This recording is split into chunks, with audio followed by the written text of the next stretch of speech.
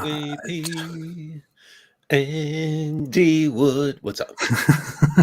All right, everybody. How are you doing? At first, I want to praise and thank Allah for giving this channel such a beautiful intro music, which makes it stand out quite clearly in this wicked world where people listen to different things that have nothing to do with Allah. Uh, and yeah, and I also want to say hello, everybody. Hello, and welcome to this live stream in which we want to talk about very shocking and very interesting things. As always, viewer discretion is advised. This is only for mature eyes and ears and minds. With that said, hello, David Wood. How are you doing? Hey, I just realized like so we we use this thing for a little while in a show, but I mean I'm just realizing I got a 4-year-old running around. I got this sitting around. You know what I mean? I mean it does have a safety. You kind of have to push both at once, but yeah, you better put that away, man. Yeah, I should probably do something. You should better put that away. I have this here, which is my personal back scratcher, but I also don't ever have a kid here, and yeah, I scratch my back with this sometimes. I'm not joking. This is not safe. This is not in any sort of closed room. There's just like a million. I don't know what I'm thinking, man. I don't know how my kids are terrible not terribly injured. Terrible stuff. Hey, that must mean they're pretty good. They're pretty good because they're not cutting themselves up on this stuff. That's good. Anyway. Yeah. All right, we're good. Yeah. So yes, today we want to talk about quite a few things, and one of those things is concerns a Muslim convert who actually became a Dawa guy after he converted to Islam, and somebody who also that I had a conversation with, and I thought, hey, this guy's actually very reasonable, very nice guy. So, well, this is actually good news then, AP. I mean, people convert, and then they become super nice people, and yeah. So, what are you complaining about? All this, all your anti-Islamophobe. I mean, your anti-Islam stuff. What's wrong with you?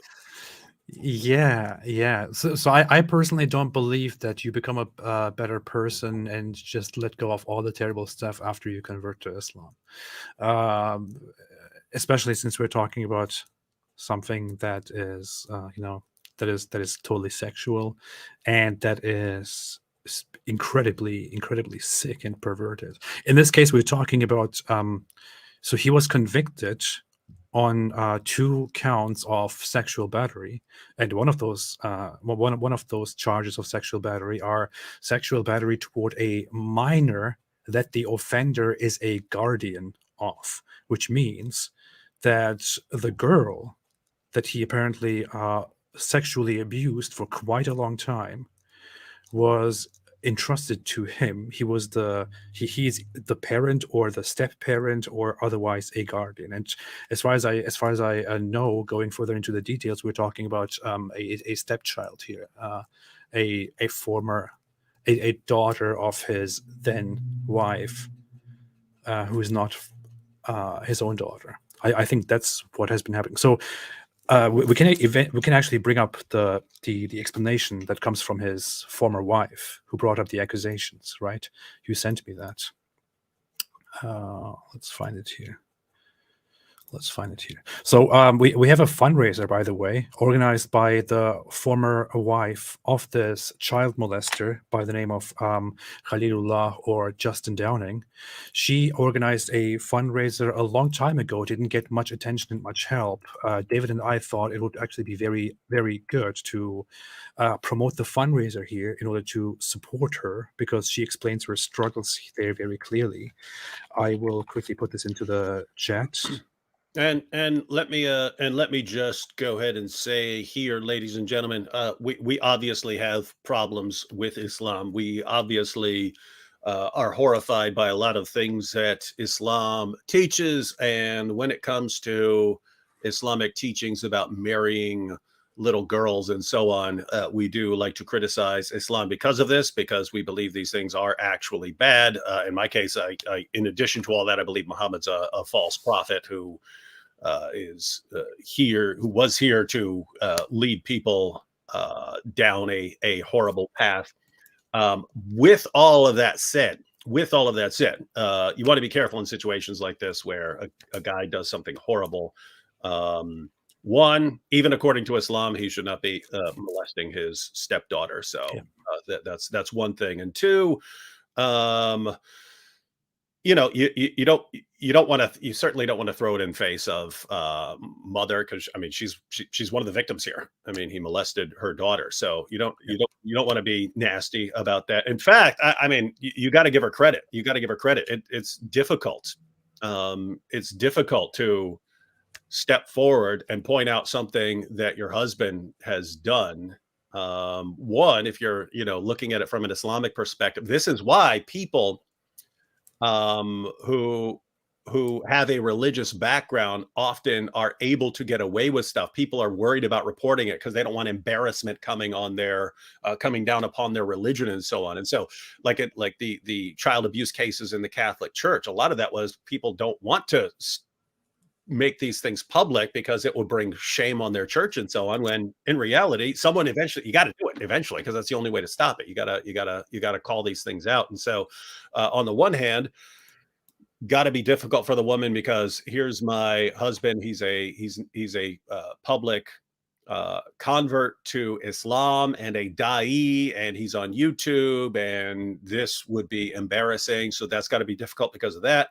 But also, as a mother, that if your husband goes to jail over this stuff, well, he's no longer there to support you and your kids anymore. And so, like there are women who, even after they get beaten or something like that, don't want their husband to go to jail. They say, hey, stay away from me, but they still want child support or alimony or something like that. So it can be rough knowing, hey, I have to do the right thing here, but this actually causes further hardships on the family, because now Mhm.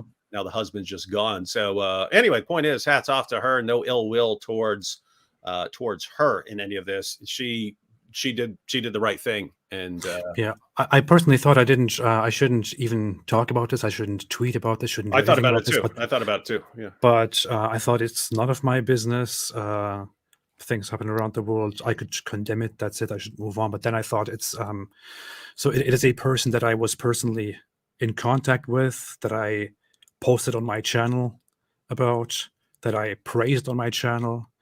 It is a person who was active in the online Dawa community, who talked about me, about David, about other critics of Islam. Somebody who was promoted by all these other Dawa guys, and just, you are aware of this person. This person has done some horrible stuff. There's also a detail which we will talk about in a little bit, where that guy actually said some horrible things about David Wood, and I'm going to bring that up and watch that video. Yeah, So I remember there's a clip circulating by someone. I didn't know until you just told me right when we were about to go live. You're like, hey, that's the guy who said, I didn't know that was the yeah, same dude. yeah. But no, I mean, can you imagine? Can you imagine? So he's talking trash about me, and then he gets locked up for being a child molester. Can you imagine if these situations were reversed, and I were talking trash about him, and then I got exposed for some horrible crime?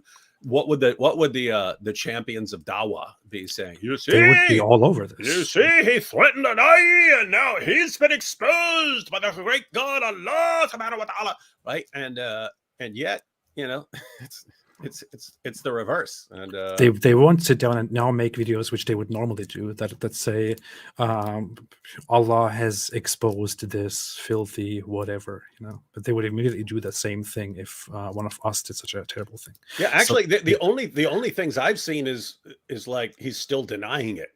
Like yeah, Muslims are still denying stuff. Not all of them. I mean, obviously, people have called him out. His own wife called him out, and so on. But I've seen just Muslims in the comments and so on. No, yes, it's all false. It's all false. yeah. So I want to quickly get into what the wife shared, before then moving on to watching a few clips here. So I want to share this once again. This GoFundMe fundraiser is called Help for Jasmine Downing, and I mean, this is the she explains what exactly happened to you. You can I shared the link in the chat. It is pinned. You can go there and support her if you want to. I will quickly read what she had to say. And this fundraiser was started quite a while ago. It was started in January 14, 2022. So it's been a Yeah, long time. that was back when that was back at some point when she like turned him in and Yeah, yeah. before all the before he's actually found guilty and so on. Yeah, yeah, and the update now is by now he has admitted guilt. He has, in front of the court, pleaded guilty and has also been convicted to at least 12 years in prison. 12 So, years, 12 years of prison dawa. yeah. So it says, "Hi, my name is Jasmine Downing. You may know me personally, or you may know my now estranged husband, Justin Downing, aka Khalilullah or EA Dawa. By the way, they deleted all the videos from the EA Dawa YouTube channel. Oh, they did?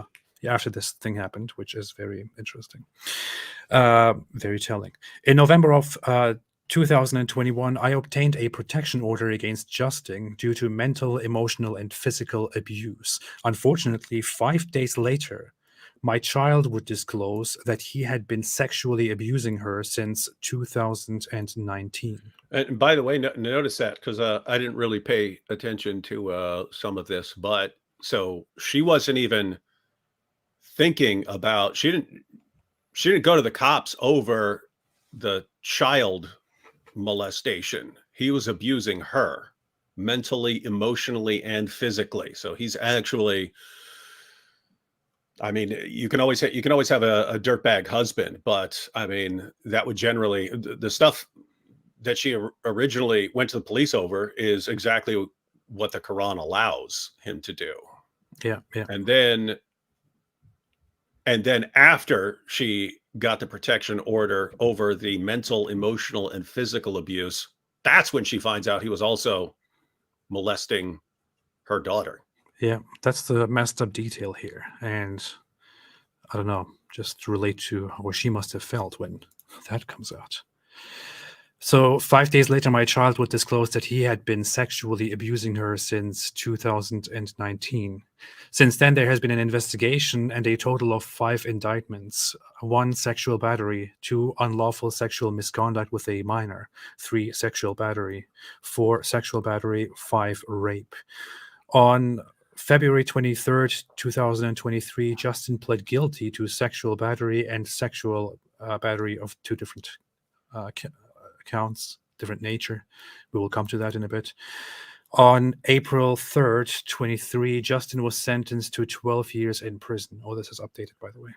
I have been left with yeah, I just wanted everyone to know how because people seem to understand, like with the Andrew Tate situations and so on, people don't understand how the legal system works and so on. If you plead guilty, that doesn't mean that's all you did. That's what the prosecution will offer you in order to avoid a trial, right? And they seem to prefer avoiding trials if they can in cases of minors, because you don't actually want the minor to come and have to testify in court in front of everyone if you can avoid it. And if you're someone like what's the name, Justin Downing. Justin, if you're someone like Justin Downing, and you've got all of these different charges against you, and they come up to you and they say, hey, plead guilty to these 2 things, you're going to do 12 years. That generally means you knew you did more, and you're taking it because it's a deal. Yeah, yeah. That's how it works, right? They make you a deal, say, admit to these, at least you will. Yeah, it's here are these 5 or 7 or whatever charges. Do you want to go to court over these? If you think you can beat them, then you do. If you know they're gonna get you, you take the plea deal. And so yeah, exactly. I have been left with the responsibility for all of the bills and debt. Obviously, I won't receive child support. Due to mental health concerns and disabilities of my children, I am unable to work and have been unemployed since October 2022. I have even lost my car. I do receive government assistance and help from my mom, but it's not enough. In attempt to better our future, I started online classes in January 2023 to obtain an associate's degree in social work. If you can donate, we thank you. If you can't, can't, please feel free to share. So David and I thought we should do our part here and share this with everybody so that people can donate and support her if they want. And this has been around for quite a while now, and she obviously needs the help. And she's obviously the victim here, and she didn't even know that she's not the only victim, but that their Yeah. child is, or even probably the bigger victim here. Yeah, she doesn't say what I mean, I don't know if she's ever talked about this in videos or something like this, but she says disabilities of my children. So one, that's pretty creepy if he's was molesting a disabled child. But anyway, she says plural disabilities of my children. So I don't know how severe those disabilities are. Could be like autism spectrum or something like that. But as someone with two disabled children, I can say if I were somehow out of the picture, if I got murdered or something like that, or went to prison for some reason, things would be pretty darn rough on my wife. The things would be really, really, really rough on my wife, and she'd be in this situation like you think, why don't you just go, work and so on. I mean, if you've got disabled kids and so on, your point is she's in kind of a nightmare situation. So this would be good to help a woman in this situation. Absolutely. So this was the wife's perspective and how she shared it. I want to get to the document to get a better understanding of what the legal part of this whole thing is. I also want to quickly address how this issue developed. So the guy apparently did some really terrible stuff at home. Committed sexual abuse, including toward a minor that he is in charge of. You would expect him to, as a Muslim, after he becomes a Muslim, to become righteous and to at least admit to the guilt. But apparently, in an attempt to get away and to suppress this, after these things became public, he started going around and saying that this is just slander. And I have actually one instance of him being questioned on a stream, and here he clearly denies it. And keep in mind, he clearly denies it on the stream while pleading guilty to the court. So let's look at that quickly. I don't hear anything. What's wrong? Oh, okay, yeah. Child. Correct. Let's talk Yeah, about that. that's What exactly did you do, Justin? I didn't do anything. So why do you have a grand You hear jury indicting you for these crimes? Because when a minor makes a claim of that nature, they should take it seriously, and I totally respect that.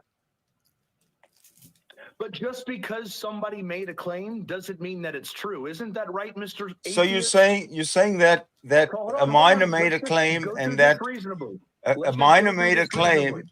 A minor made a claim that you committed sexual battery on him, and that you had unlawful sexual misconduct. No, it's not a him, Unlawful it's a sexual her. conduct. He wants with to clarify this it's a her. minor, and you're saying because of those claims you got indicted just because of This what tells one me minor how- said. Sydney, hold on. This tells me how ignorant you are on this. It was never a him that made any claims. Let's go back to Washington, because you like to keep bringing that up. There was a case in He Washington. wants to clarify that he's not gay. Yeah, and and then he wants to go back to a different issue. But here he is clearly pressed on the issue, and he's clearly saying that he didn't do anything wrong. None of this is true. It's just a minor who made a claim, and of course that should be taken seriously. But the claim is wrong, and it never happened. But then he goes to court and basically accepts a deal and pleads guilty to specifically that charge, together with a regular sexual battery charge. He pled guilty to a sexual battery toward a minor charge in front of a court, and has now been sentenced to a minimum of 8 years just over that charge, and more for the other charge. Yeah, once again, as someone who's spent quite a bit of time in the criminal justice system, not just by myself, but also family members and friends and so on. and just, I mean, I was locked up for years, so you meet thousands of people over the time you're locked up, but you don't take a 12-year sentence in a plea bargain if you haven't done anything. Yeah. If he had all those charges against him and they said, we'll offer you a plea bargain for a month if you plead guilty, you could actually say, okay, maybe he didn't do anything and he just wants to avoid it all, and so he would serve a month. If you take a 12-year plea bargain, you have a pretty good idea they were gonna lock you up for a lot longer. Yeah. So this is the channel EA Dawa that was his channel. He prior to this he had a channel that was actually an atheist channel where he was arguing that Islam is wrong, and then he converted to Islam, and so he was a Christian, then he became an atheist where he argued that religion is wrong and Islam is wrong. Then he converted to Islam and apparently continued with his abuse and all of that in the background. And he was preaching basically that Islam is true and it's great and it's morally great. What's funny is I'm pretty sure he also told me in his conversation with me, that he didn't agree with the Christian morality, with Christian morals. He obviously didn't, I have to say. So we all agree that he doesn't appreciate Christian. Yeah, I'm pretty sure Whoa. he said that Gosh. that he found Christian morality wrong and wicked, and that was one of the reasons why he didn't want to believe in Christianity any longer. So that's very, very wild here. And then he went to Islam.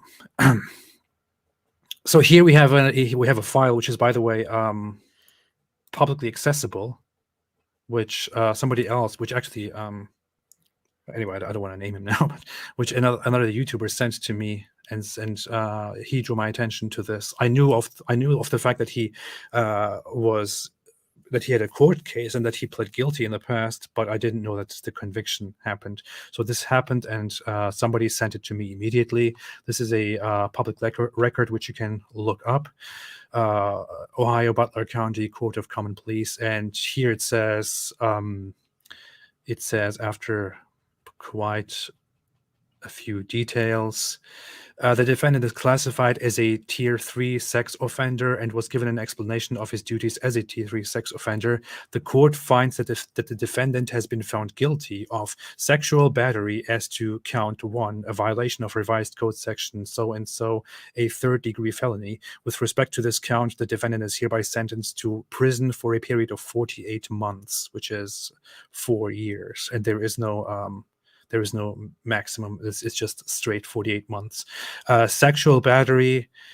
This is the second one that he's guilty of. Sexual battery as to count 5, a violation of revised code so-and-so, a second-degree felony. And this one here is the sexual battery. I don't know why my mouse is going crazy here. But this one here is the sexual battery against a minor. And with respect to this count, the defendant is hereby sentenced to an indefinite mandatory prison term of a minimum of 8 years to a maximum of 12 years.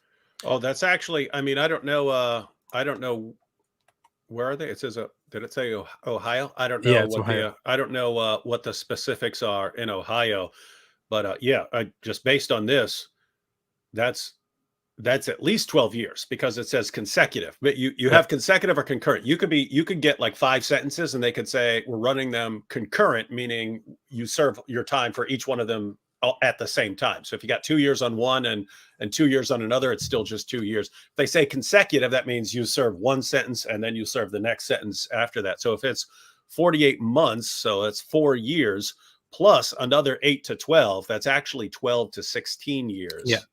But sometimes, that I don't know what the specifics are in Ohio as far as parole or I don't know. Yeah, so that's what the limit here is. So it's 48 months in prison, definitely.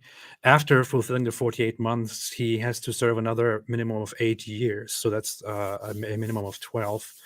But that is also with a maximum of 12 years. So I'm not sure how the details of that exactly work out, but he has he will be serving a minimum of 12 years and up to 16 years. And I guess everything can change later on with his behavior and follow-up details, lots of stuff that happened during his prison time. But yeah, so this is what he has been sentenced with. I was a little bit shocked when I saw this, because I thought, I don't know, maybe there's something else going on here. Maybe, I don't know. We'll see the details, but Yeah, and you know, before he pleaded guilty, you would think, okay, you know, anything looks bad, but it is always possible that someone made something up. But yeah, not anymore. Yeah, this is very clear. He's guilty. He has admitted guilt. He has agreed, and he has been convicted and sentenced. So that is happening. I don't know. I had this very dark feeling when I saw this, because I talked to the guy before. He was friendly and all kinds of stuff. He seemed like a genuine person on the internet, discussing with people all the time. In his community tab, I mean, you can view it right here. He still has those posts up here. They were talking about how these are just trials from Allah, and and they will get through this with prayers and support. All these deleted videos. Yeah, and this is just a current legal matter. And Muslims in the comment section, of course, not knowing exactly the details, were like, "May Allah make the affairs of brother Khalilullah and everyone involved easy," and things like that. It was all very nice and cute. And it turns out then he pleads guilty to sexual abuse and goes to prison for 12 years. That is pretty messed up. I want to point out here that this is the same guy with, if you think that sexual abuse is the only thing here, I remembered this. So I want to quickly bring this up. A chat where he talks about David Wood. So let's watch this quickly. I'm in America, so the question that was asked to me was, well, would you kill David Wood? I'm like, here? No, I have no reason to kill David Wood here. I mean, I'm under a different set of laws. I'm under a different law of the land. But in an Islamic state, what's stopping me legally from going and killing someone that's blaspheming against the Prophet or God himself? If you go do anything to him somewhere where you're going to be able to go to jail, then that's fine. Then I could go to jail with a smile on my face, knowing that I made God happy. Okay, ooh, that's cool. That's cool for you, right? I mean, keep talking. That's great. But you're not doing anything good for the religion of peace by saying stuff like that. But right at the end of the day, I mean, that's your opinion. You're free to believe that. I think I'm lining up exactly with what the religion teaches. Only the devil. Come on. Shouldn't have the music on here. But yeah, so that's what he said about out of the Quran, Al-Fatiha, and stuffing it in his mouth here in the United States. I will beat his ass for that. That's a different dude, right? Yeah, this is a co-host of of his who is on his channel as well all the time. Is he saying it? Wait, what is he saying? I didn't know of this part. Page out of the Quran, Al-Fatiha, and stuffing it in his mouth here in the United States. I would beat his ass for that. Me personally, I would. You know what I'm saying? Would I kill him? Nah. You know what I mean? But over there, they don't play about their religion. Okay. Yeah. Oh, see, Allah's God over there, not here. Allah's God in Saudi Arabia, not here. You don't have to follow the Allah's laws here. Well, what do you think about this so far, David? So these guys, the guy who was just convicted of sexual abuse of a child, was saying that he would happily make Allah happy by coming and beating you up or killing you. Yeah, but I mean, notice this. I mean, because I'm sure there are plenty of people cheering for him when he's saying these kinds of things. But notice, he doesn't at least seem here, because I don't recall anything I've ever heard from him except for this stuff back when it was circulating. But I mean, if you're just watching this stuff, you'd say, wow, finally a guy saying, I would definitely, at least harm David Wood. And if I were in a Muslim country, then, things are a bit different. But you've got him acknowledging that you kill someone for criticizing and mocking Islam. Even these guys acknowledging, okay, here in the U.S. we wouldn't kill, but we might do something else. And then obviously someone who takes those kinds of things seriously are going to be the sort of people who take you can beat your wife into submission seriously. And we know that he was doing that. And then again, he still, even from a perverted Islamic perspective, should not have been molesting a little girl without, marrying her first and so on.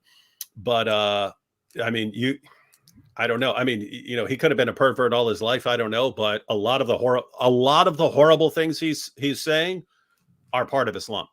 Yeah, exactly. But the whole time I was also thinking, like, you could catch me in a mood where I'm gonna be a pacifist. I'm gonna put my hands up in the air and that's what I'm gonna do. There are other times you catch me and I'm gonna go self-defense, and I'm wondering on what planet these guys on what planet do these guys think that, oh, hey, here's this guy who grew up in a trailer park and spent years in prison and then years in the Bronx and so on, and we're gonna go mess with this guy. We're gonna go take a swing at this guy. Hey, you better hope I'm in my more sort of pacifistic mode, because otherwise you better bring an army, dude. You better bring an army. Yeah, you heard him. You heard David here. But yeah, so this is the guy who, even after converting to Islam, that's actually, I'm pretty sure that the charge was first brought against him by his wife after he already converted to Islam. So he converted to Islam and he was abusing his wife, and she had enough of it and wanted to sue him. And just then she found out that he had also been sexually abusing her child, say for 2 years until then. And this guy is the same guy who goes on the internet and talks about how brilliant and how awesome Islam is, and who says that he would happily kill or at least beat up David Wood here and anybody else who does things that David Wood does, because he wants to make Allah happy. He wants to make Allah happy. I'm pretty sure when he's in prison now, he can make Allah happy in prison. I don't know how that will look. Here's what's weird about this situation, because as a general rule, this guy's getting locked up for being a child molester. Lots of people are pretty familiar with this. You have sort of, prison hierarchies that are just built into the system. Up at the top, people you don't mess with. You got your shot callers. These are guys who, basically run the thing. But you've got your violent crimes, your murderers and malicious woundings and aggravated assaults. And, a lot of these guys are people most people wouldn't want to mess with, because they're going to get, they're happy to get violent. Then, like, in the middle, you have people like drug offenses and so on. You don't know if these guys can fight or not. And then down at the bottom, moving down the hierarchy, you have rapists, and then child molesters and snitches are all the way down at the bottom as far as the people who have it absolutely worse. So here's what the horrible situation is.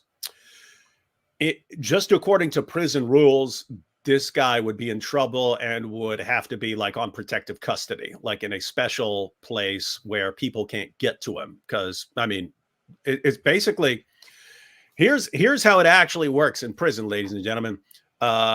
You might walk in there and guys eventually find out what you're in there for. And if you're in there for molesting a little girl, people instantly are going to start messing with you. They're going to start running their mouths. They're going to walk up, take your stuff right in front of you. There's nothing you'll be able to do about it. But if you catch someone in a bad mood, you catch someone, right when they get back from court or right when they find out they've been turned down for parole or something like this. And this guy who just got turned down for parole, and he's really amped up and enraged. And he's got a daughter who's like the same age as the girl you molested.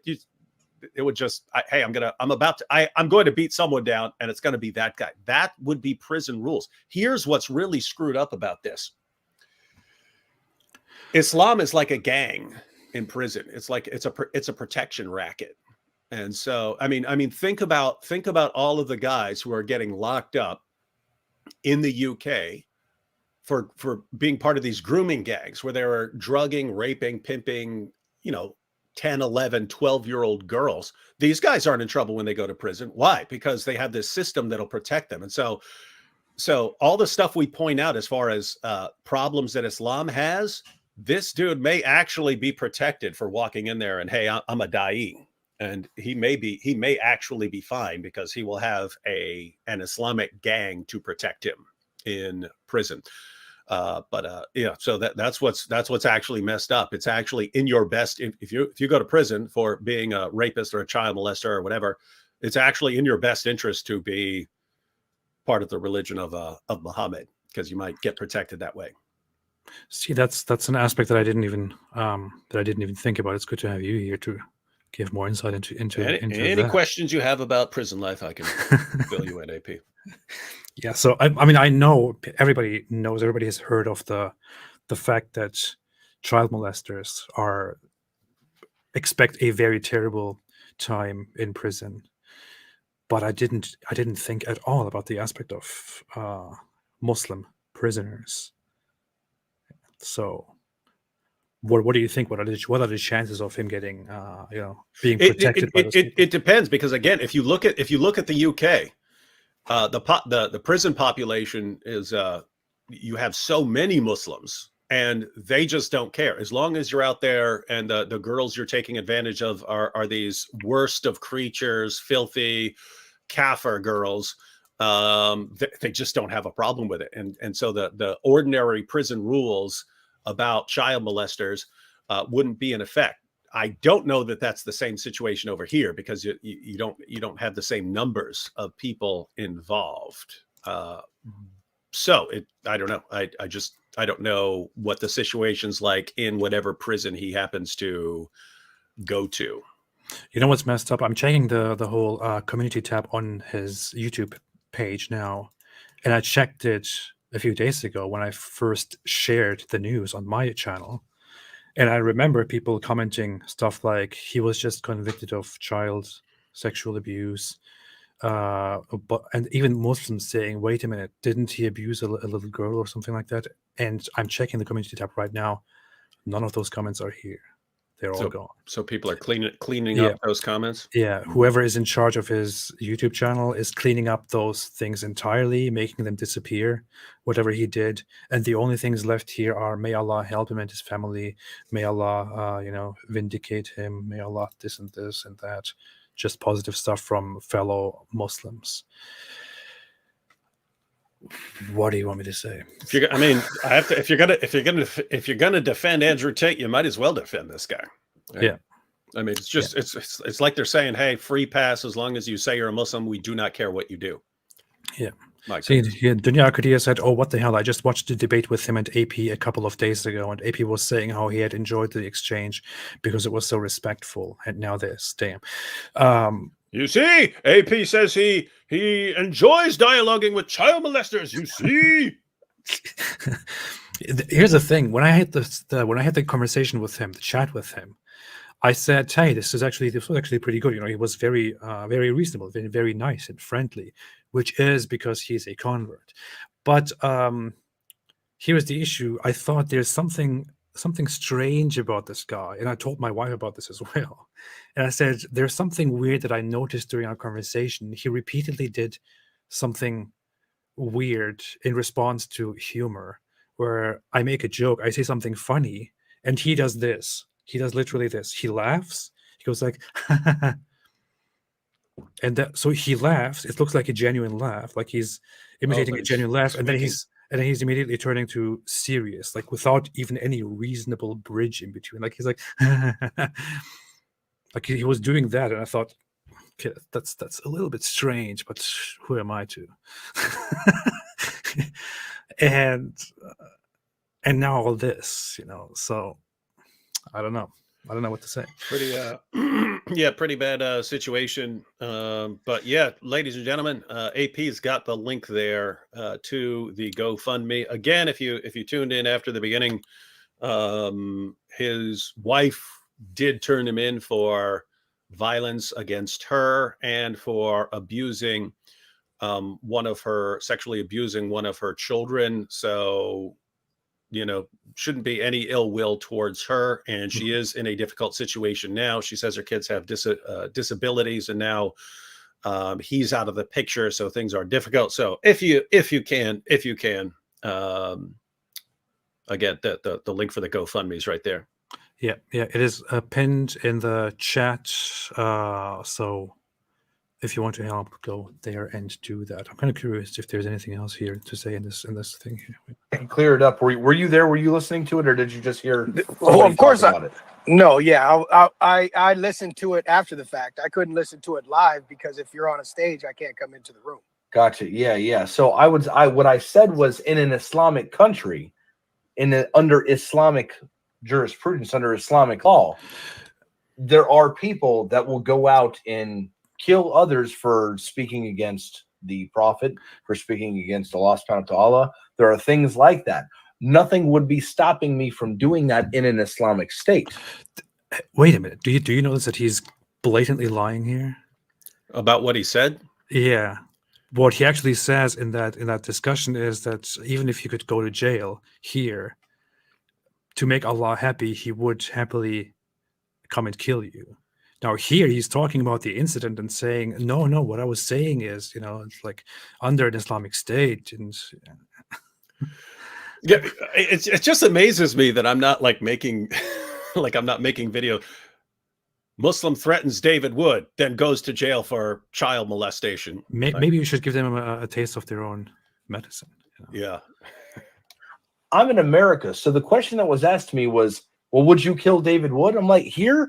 No, I have no reason to kill David Wood here. I mean, I'm under a different set of laws. I'm under a different law of the land. All right, so let me go back here quickly and listen to what he actually said. Where you're going to be able to go to jail, then that's fine. Against the Prophet or God himself. If you go do anything to him somewhere where you're going to be able to go to jail, then that's fine. Then I could go to jail with a smile on my face, knowing that I made God happy. Okay, that's cool. That's cool for you, right? I mean, keep talking. That's great. But you're not doing anything good for the religion of peace by saying stuff like that. But at the end of the day, that's your opinion. You're free to believe that. I think I'm lining up exactly with what the religion teaches. So, I mean, just a clear example of him saying something really messed up and then lying about it later on. What are you going to do? What are you going to do about this? So, wow. Wild stuff. Wild stuff. This is, I know it's very nauseating to many people.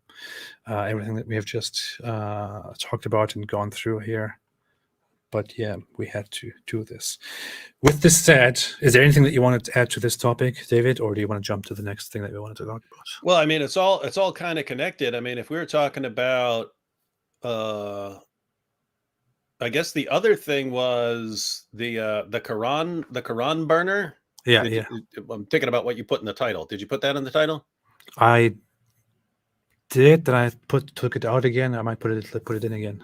Something like oh, okay, yeah. No, we can continue on this because it's actually I mean, they're kind of separate topics, although they're kind of related in the sense that I mean, Muhammad Hijab, who's the one who posted the video celebrating the death of the Quran burner, even though it's like an little old man. That's the same guy who says that if you just read the Quran, you'd conclude that you could have sex with a 5-year-old. And so all this sicko stuff is kind of connected. Yeah. So you're talking about this guy here, right? This. Muhammad sallallahu alayhi wasallam. Nice shirt. That Allah, he likes women, wants to ensure that they have no provision of the akhirah, of the hereafter, and they will have a painful punishment. Painful punishment. What a character, man. Because we got the haq and the hikmah. The haq and the hikmah. Why does he? I mean, why does he think it's? Why does he talk like that? I don't even. Because he's learned that as long as you talk like this and show everyone how pathetic they are, and you humiliate everyone, there's just this large crowd of millions of people who love you. He even loses his breath as he's talking about regular things. You got to do cardio, man. Don't skip cardio. Don't skip your cardio. Hijab. So here we have Muhammad Hijab talking about a man who burned the Quran, or the Quran burner movement founder, and how he died. I think the news is actually that the guy was at the end of his life. He's an old man. He's sick, and he died from. It's like he ended his own life or something, right? I didn't even check the details here, but it wasn't even like it's not some random. Do we know the guy's name? Because I don't even know how to look him up.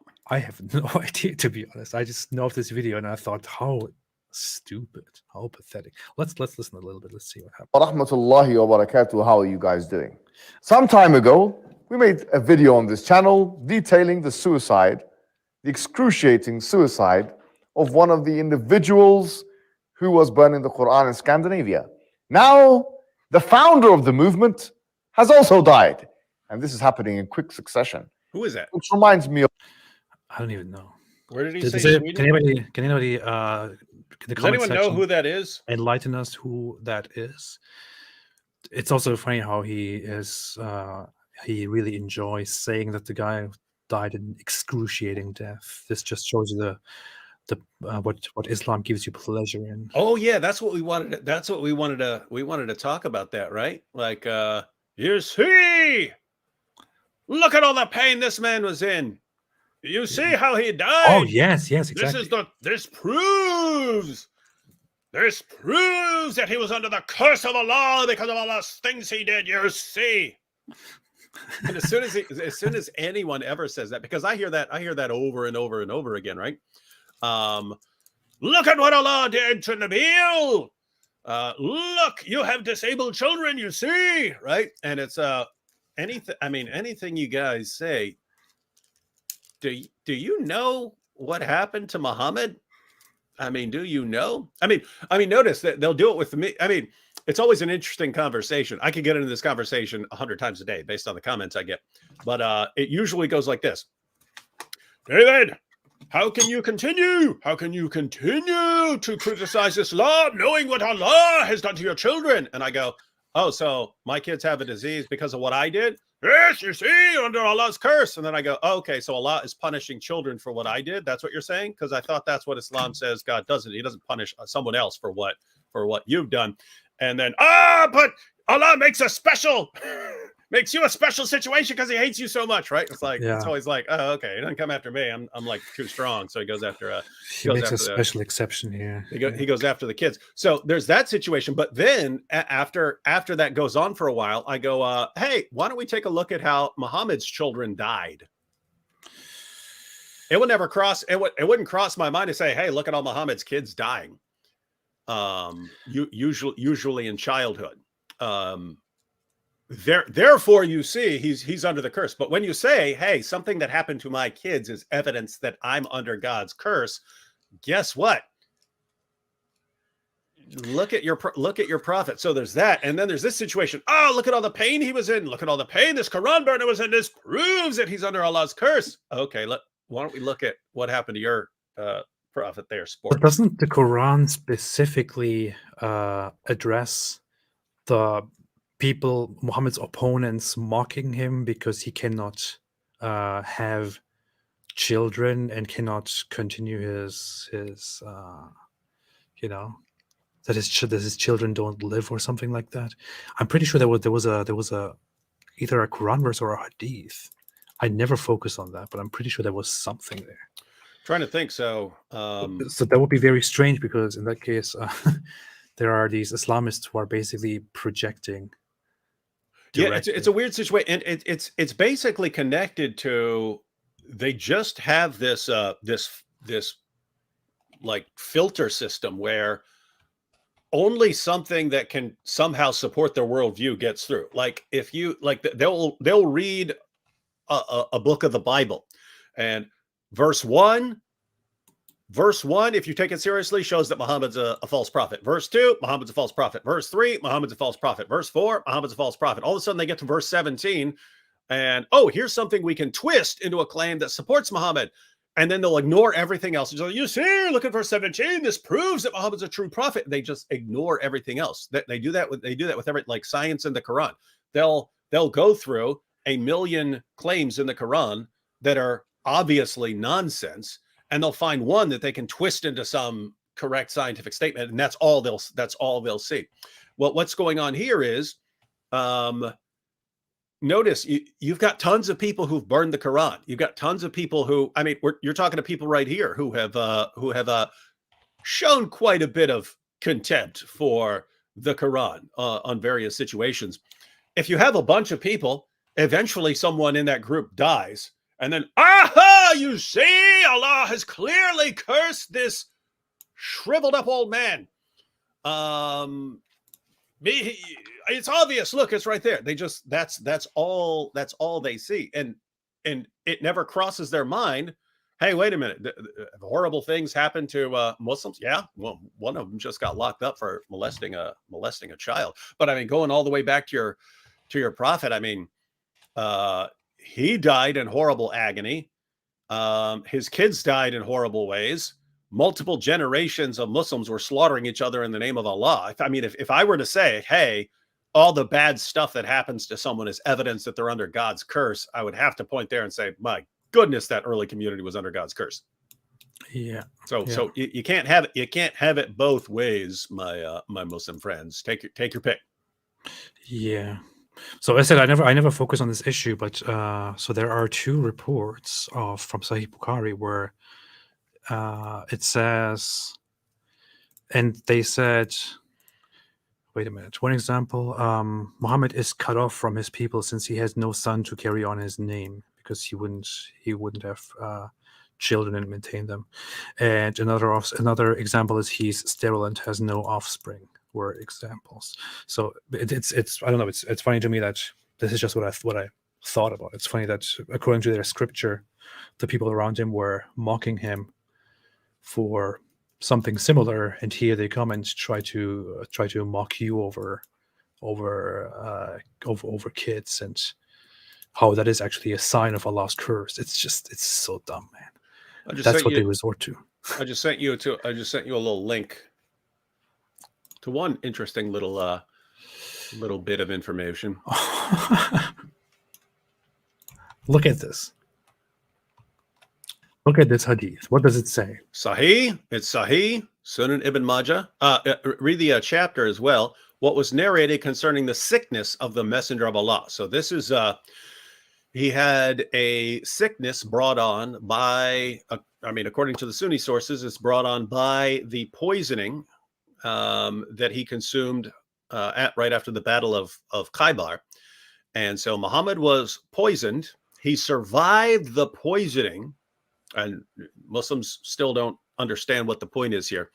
They'll say, you can't if it was poison, he wouldn't have survived, or something like that. Guys, it's okay. There are certain doses of poisons where if you consume that dose of the poison, then you die. What happens if you consume a little bit less? What happens if you consume a little bit less than a fatal dose? It's like if you drink a certain amount of Drano, you'll die. What happens if you drink a little less than what will actually kill you? We're just going to do massive internal damage to yourself. You might survive, but it's going to mess you up. According to the Muslim sources, but in movies they die.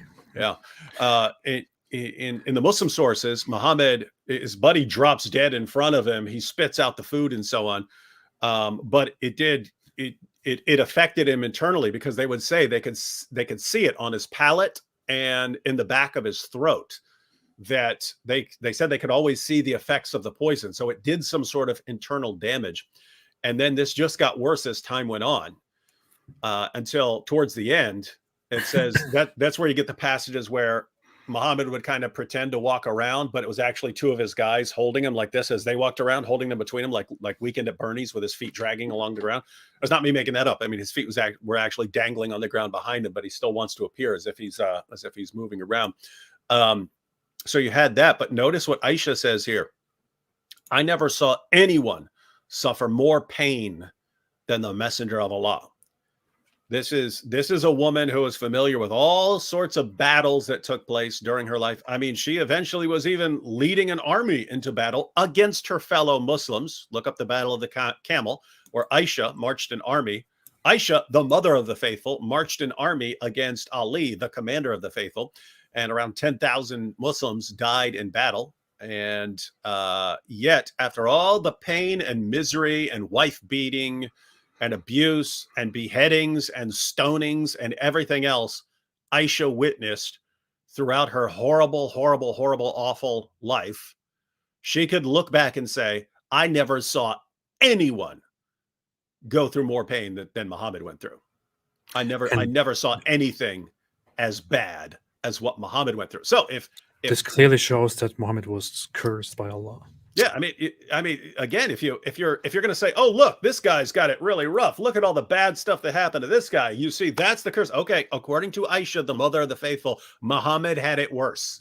Muhammad had it worse than anyone today, because even if you've got some horrible disease today, once you're in a lot of pain, they're gonna drug you, right? They're gonna have you doped up on morphine out of your mind. You're actually going to be feeling really good, even if you're dying. Now, back then, not so much. So Muhammad has it worse than anyone who's dying in like a hospital or something today. And yet they would never in a million years conclude, oh my goodness, you see, this shows that Muhammad was cursed. It never crosses their minds. And so anyway, what this shows is actually that Allah was testing his beloved servant and prophet. That's why this happened. But in your case, because you are an enemy of Islam, if you suffer, that means Allah is cursing you and punishing you. But since it is Muhammad, and who is the beloved, favorite human, it is because he likes to test them and likes to, I don't know, something like that. So what do you say? Yeah, and that's exactly what they do. If notice you can always just make something. You've been up, destroyed, right? man. You've been so destroyed. if my kids have a disability, then you see it's the curse of Allah. If my kids were to die, if one of my children dies tomorrow, like my two disabled sons, that they have what is considered a terminal disease. So you eventually will, they eventually die. But I mean, we live in a world where lots of bad things can happen. Any of my kids or me or my wife, we could all die in a car accident or get sick or get some horrible disease or something like that. If any of that happened to no matter who it was, if my wife died tomorrow in a car accident, I would get messages. You see, are you having second thoughts about the stuff you said about Allah subhanahu wa ta'ala? No, you see, that's the message I would get. And yet, how do they never apply that in situations like this? I shared a photo of me laying in a hospital in the ER because I had I had a weird condition going on that they had no idea what's going on. And that happens quite frequently, right? So you have something weird going on, you go to the hospital and they're like, we don't exactly know what's going on, give it a few days and come back. So that's what happened. And Muslims on the internet, led by Al Dawa and others, were saying that this is clearly a punishment from Allah and that I should repent for the things that I'd done and for insulting Allah. And yeah, and just in case, because I also used to think like that. I used to think, okay, you got a problem, you go in the hospital, they give you a little blood test and it's sticking in a computer, and then the computer's going to tell them what the disease is, and it is not like that. You go in and you say, hey, I've got this problem, and the doctors are like, okay, there are 75 different things that can cause that problem, that can cause that symptom, and so they'll start down the list. Okay, what's the most common one? What's the most common thing that could cause that? Oh, that didn't work. Oh, no, let's go with the second most common thing. And they got to work their way through the list. Like our kids are born, our disabled kids are born. It's called floppy baby syndrome, meaning the baby's just not moving at all. Well, guess what? There are all kinds of things that cause that. It could be a problem in the brain. It could be neurological. It could be in the nerves. It could be anywhere in the nerves leading to the muscles if they're not moving, or it could be a problem in the muscles. And each one of those, it could be a bunch of different issues that lead to the exact same symptoms and so on. And so, yeah, but look, whatever it may be, it's if you're a non-Muslim critic of Islam, it's evidence of Allah's curse. But if you go through the exact same thing or far worse, in the case of Muhammad, it's Allah testing you or Allah's blessing you. Like Muhammad's kids died and if you ask a Muslim, hey, you're saying, hey, so and so's kids died, and that's proof of Allah's curse. What about your prophet's kids dying? Oh, that's because Allah wanted them to know that that Muhammad wasn't going to be a biological dynasty. And so why did he get pregnant? Like, what? I mean, why did Khadijah get pregnant? Right? If all these kids are just, if the kids are just going to die, what was the point? To test them. Okay. All you're proving is you can interpret anything to mean anything you want in Islam. Look at this! Look at this brilliant response here. I want to warn viewers. If anybody is watching that is not appropriate as an audience, this is Muslim content, so please be advised. It says here from a commenter, I just want to give a quick shout out to apostate pussy's aunt's boyfriend who killed her. It's a shame I couldn't have smashed, though. She looked fine as hell. This is a Muslim viewer, apparently, as it seems, making fun of the fact that my aunt was brutally, ruthlessly killed by her then husband, not boyfriend, by the way, because she wasn't being an obedient, good Muslim woman. So, and this is the comments that I receive from people who are just upset that I'm doing what I'm doing here. But he loves to insult you in the name of his child molesting rapist prophet. Yep. So this is the stuff that we face, that we deal with. This is the wonderful love that makes us just get closer and closer to Islam, that makes us love Islam so much more, that makes us appreciate the prophet of Islam so much more. This is just the love that radiates from the Muslim community, from the beautiful ummah, and acts like these just will invite more and more people to Islam, bring them closer to Islam, make them more sympathetic toward Islam. They will change the world's mind about Islam. And just like this, with a sentiment like this, with attitudes like this, Islam will become the world's most wonderful, most great, most fantastic religion. And this is exactly what Jordan Peterson talks about, for example, when he says, make something of yourselves that people admire, so that people come to your religion willingly. And this guy, Yasin Ghalib here, is just doing exactly that. This is the beauty of Islam. Yeah, this makes us all want to convert. Yeah. I want to revert immediately right now. Hey, there is a point that's. Do you still have that Muhammad hijab video? That it was a short video, but he starts talking about the punishment of the grave that this guy's going to face. No. You don't have the video anymore? Is that a previous video where he is talking about? No, it's that Quran burner dude. He starts talking about the punishment of the grave. Yeah. No, yeah. Of course. I thought you were talking about a different video. No, that's interesting because there are a bunch of I might have to look them up real quick, but there are a bunch of interesting hadiths on the punishment of the grave.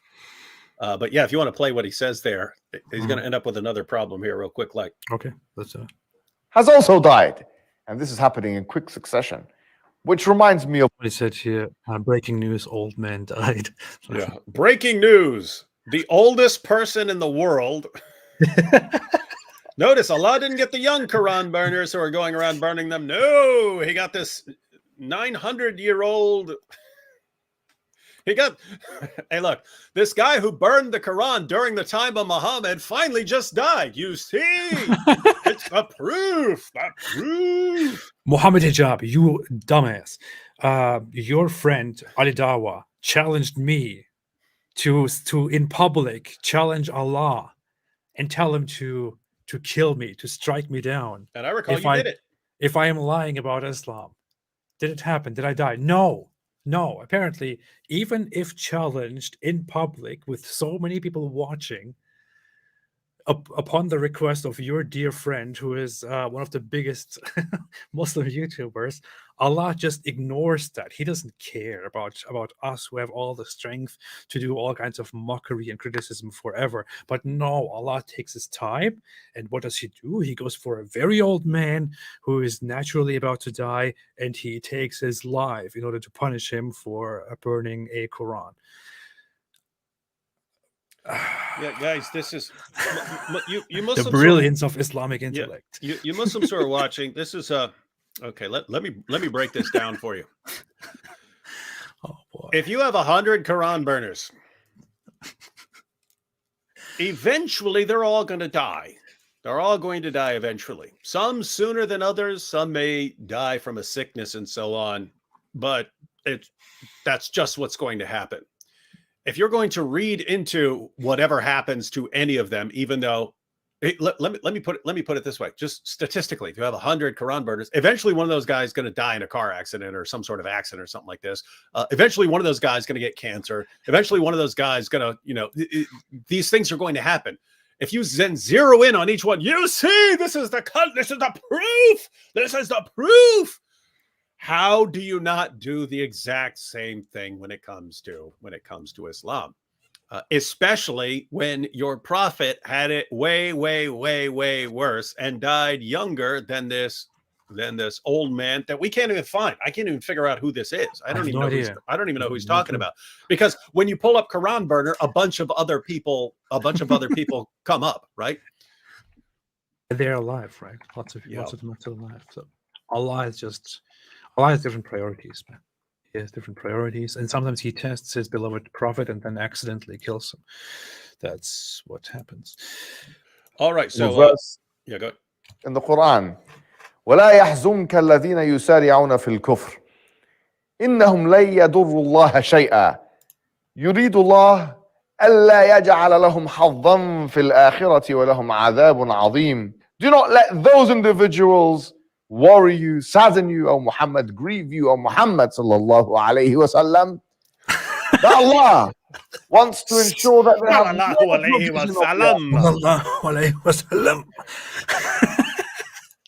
of the hereafter, and they will have a painful punishment. Painful punishment because they didn't have the haqq and the hikmah. What we can call in our terms, or what we can regard from our perspective, as a kind of sadaqah jariyah of ma'siyah. An individual who has established for himself organizations, plural, who burn the Quran, the holy books, and now when he's in his grave, all of those sins, which he's already probably being punished for, if he hasn't, of course, done the shahada somehow before he died, or something like that, whereby it can be salvific for him, that individual will be getting a multiplied sinful effect until the day of judgment, where the blazing fire will be made. That's true. Actually, so people will be punished in the grave for the things that they have done during their lives, and if they have done some horrible stuff like not child molesting, that's a different issue. That's not so big of a deal. But things like burning a book, then wait. Actually, according to Muhammad, if you recall, over half of the punishment of the grave is due to urinating improperly. Remember? Oh yes. Yeah. Isn't that interesting? Yeah. What'd you do? I molested a bunch of children. Okay, you're good. What did you do? I didn't squat to pee. Oh yeah. How dare you? How dare you?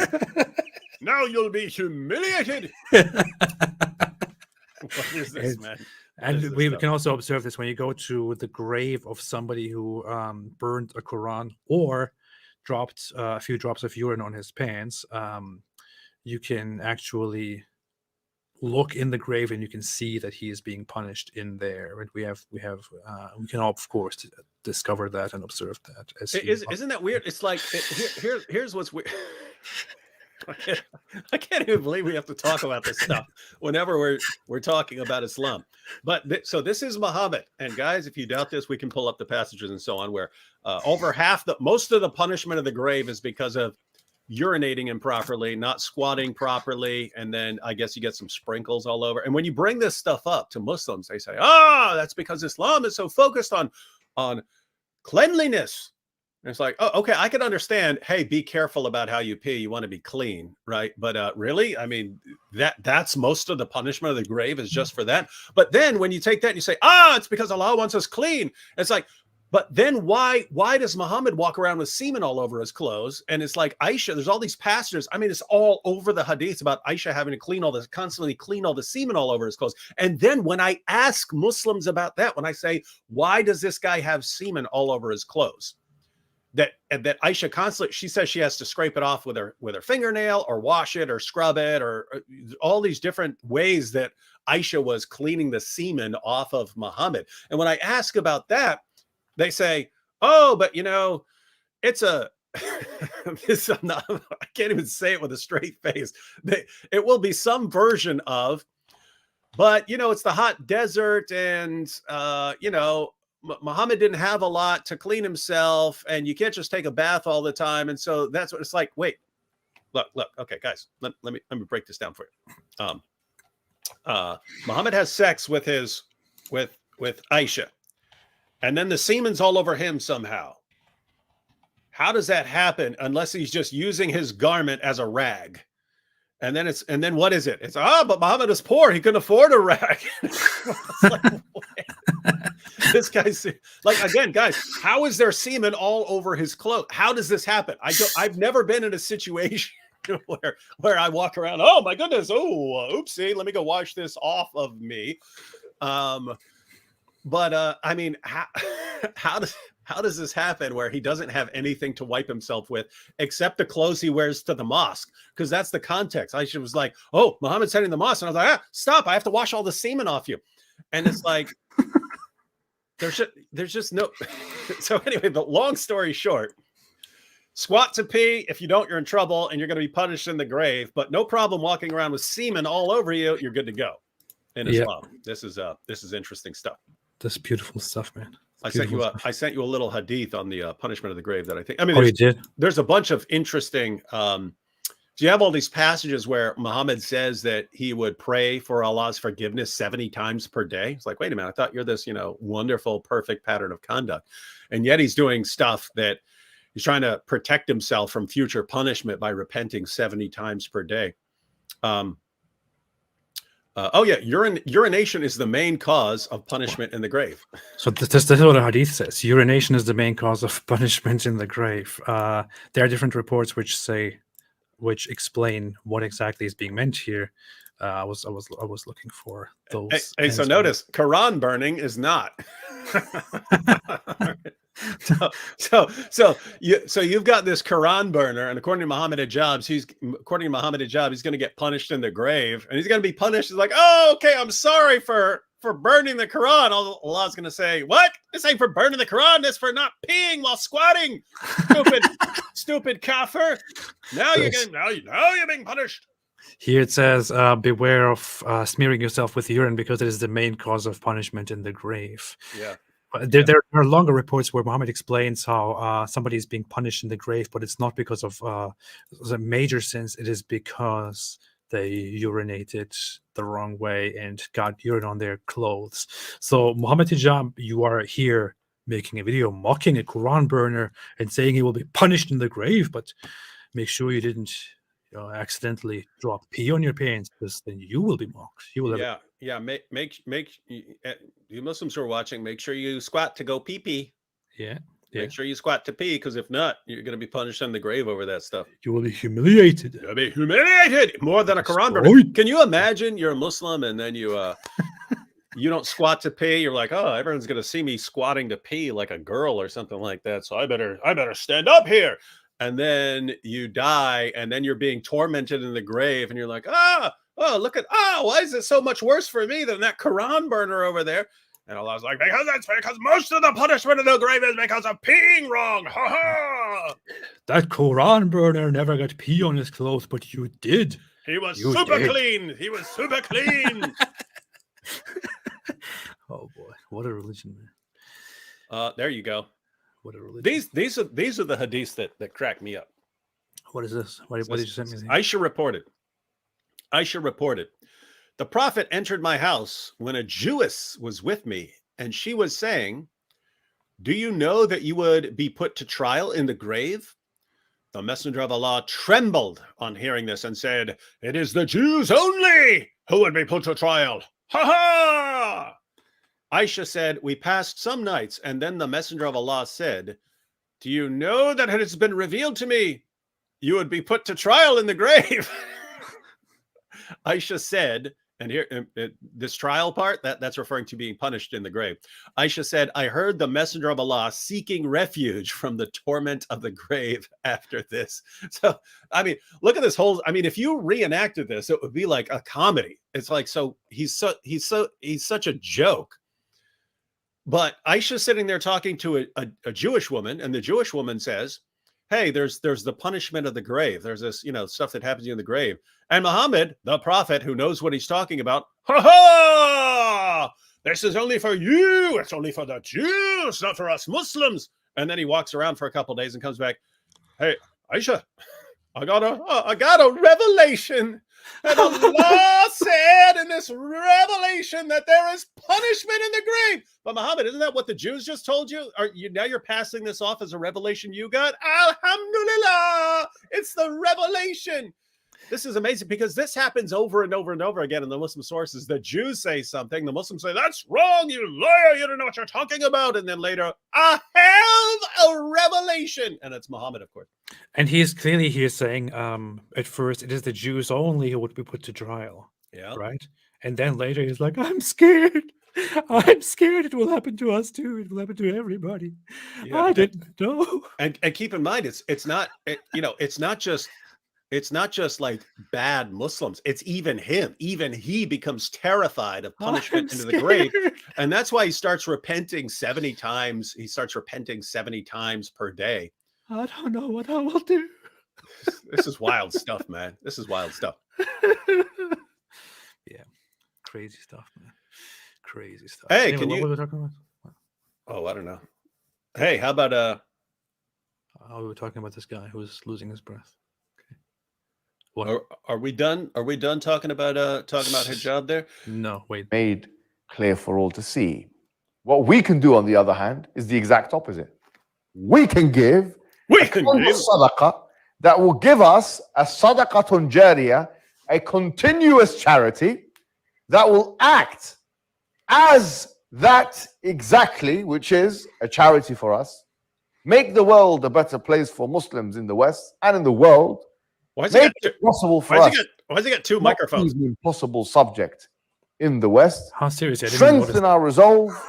Give us proper placement in the West by aiding the biggest masjid and dawah center in all of northern. He really used this incident just for a promotional. You video. see? Yeah. Well, I mean, think about that. Isn't this interesting? Look, this 400-year-old Quran burner just died. Now give to the dawah so we can build our dawah center and stop the avalanche of apostasy. Let's make it more simple. This old man just died. So now give money to build a masjid. Wow, man. Wow. That's how funny and pathetic this is. Is this it? Europe and all of Scandinavia, which is the IslamNet project, which is already doing so well. You have done I'm so proud of you, the loyalists. Together, we've been able to raise more than $1 million. Did you hear that? The loyalists? Because because everyone's like turning on him over time. I mean, yeah, I think Yasser Qadi just blocked him. Recently. People are fed up with the idea that this guy is. Here's the awkward situation they're in, right? These are the guys that become massively popular with like the younger, clueless generation, and then you got the people who actually have some level of hikmah. And they're like, guys, this is looking bad. Yes, you can win some temporary points with a bunch of, people who are the kinds of people who are persuaded by me strong than you. And some people go, oh, he's so strong. Let's follow him. That can happen. But in the long run, it's like an embarrassment if guys like this become the public face of your religion. So people are starting to realize this is a problem. And notice, those of you who are actually loyal, unlike all those traitors who are betraying me and turning against me. So notice it really is all about him. Yeah. Black Angel said something funny that just made me visualize everything. Does he speak with his wife like that? Oh boy, I don't even know. I don't want to think about that any further. I already have enough. So, yeah. Fantastic. We're seeing the fruits of this now. Provision is being given to the Muslim community, and a voice is finally being given to us where we can fight back our case intellectually and using all the advantages we can acquire. Intellectually, The link below. we'll destroy you. Using all the advantages we can acquire. You're weak. The link below. Look, all he's saying is click the link. Look how he's saying it. And using all the advantages we can acquire. Click the link below. Don't miss this opportunity. Wassalamu alaikum wa rahmatullah. What in the world is wrong with this guy? Click the link below and support the cause, inshallah. Assalamu alaikum wa rahmatullah. Because of you, the loyalists. Yeah. Man. All right, ladies and gentlemen. Go ahead. You can support the dawah against these stupid little old men that Allah takes decades to destroy and humiliate. But if you just send money to the link here, ha ha! Yeah, you forgot to say click the link. Say click the link. Click the link, or you will be punished in the grave like this Quran burner. Oh, but if you send money right now, Allah will protect you because what did he call it? I don't know. I forgot. I don't know. I have no idea. Oh my goodness. It's hard to listen Welcome to. to Dawah, ladies and gentlemen. Welcome to Dawah. What There is is religion? There is kind of one last major point in all of this. So as I pointed out, you can line up 100 Quran burners. Just statistically, some bad stuff's going to start happening eventually. Eventually, people get super old. Eventually, people get cancer. Eventually. So how do you know when Allah is actually punishing someone? How do you know when Allah is actually punishing someone? I would say the only way you could actually know, because guys, keep in mind, horrible bad things happen to Christians. Horrible bad things happen to atheists. Horrible bad things happen to Muslims. Horrible bad things happen to Jews and Hindus and Buddhists and so on. That's life. In fact, you could point out, if you were a Muslim, you could point out that if Allah just started, if Allah made it so that the Muslim community was immune to bad things happening, they never got sick, they never got old, they never died, and so on. Yeah, you could use that as a point for Islam, but why would people then be converting to Islam? Because they're submitting to Allah? No, because that would be the only way to avoid bad things happening. That's what would happen if Allah made it so that nothing bad happens to you. So bad things happen to people from all groups. Somehow in the Islamic mindset, when something bad happens to another group, it's the clear sign that Allah is punishing that person for being part of that other group. And then when the exact same thing or worse happens to someone in the Muslim community, it has nothing to do with the punishment of Allah. That sounds incredibly stupid and sloppy. So how do we actually know when Allah is punishing someone? Or why would you think that you can have some indication? I would say that the only time you could even really make a case, is in a situation where someone says, if I'm wrong, then may Allah do this to me. And then whatever the person says actually happens.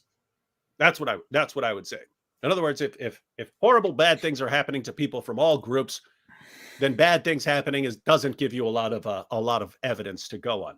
If, however, someone were to step out and say, if this Quran burner were to say, I'm going to burn. If this Quran burner were to step out and say, I'm going to burn this Quran, and if Allah disagrees, if Allah is real, he will strike me down with lightning. If all of a sudden lightning strikes that dude, I'd be like, all right, you got a point there.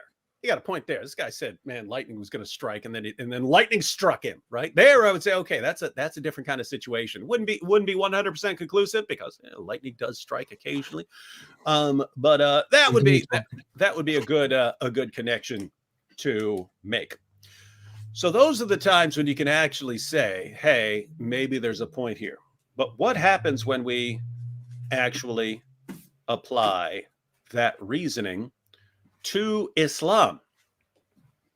Well, ladies and gentlemen, I have to point out that we do have some basis for thinking that Muhammad was making these kinds of claims. So we already saw the hadith where Aisha said, in effect, of all the pain and agony and wife beating and beheadings and stonings and bloodshed and massacres I've seen all my life, no one had it worse than Muhammad. This is Aisha. No one had it worse. No one went through more pain than Muhammad, according to Aisha. She was lying. She was lying. She was slandering the Prophet. You got the Quran handy, AP? You got that? You normally go to Sahih International. You got a Sahih International? Oh, yeah, I do. Yes. Just pull up whatever Quran site you normally go to. Yes, what do you want me to look up? Surah 69, verses 44 to 46. 69, verse 420. Did you say 40? Sorry, what? 69, verse what? 44 to 46. 44 to 46. Unless I got that wrong. I'm sure about the 44 to 46. I believe Surah 69. Is that correct? Yeah. Oh yeah. Okay, I got it. Let's share this. Let's see what you got. Yes, that is correct. So what is this? Is Sahih International? I believe so. Looks like Sahih International. Sahih International, yes. Yep. And if he, i.e. Muhammad, had made up about us some false sayings, we would have seized him by the right hand.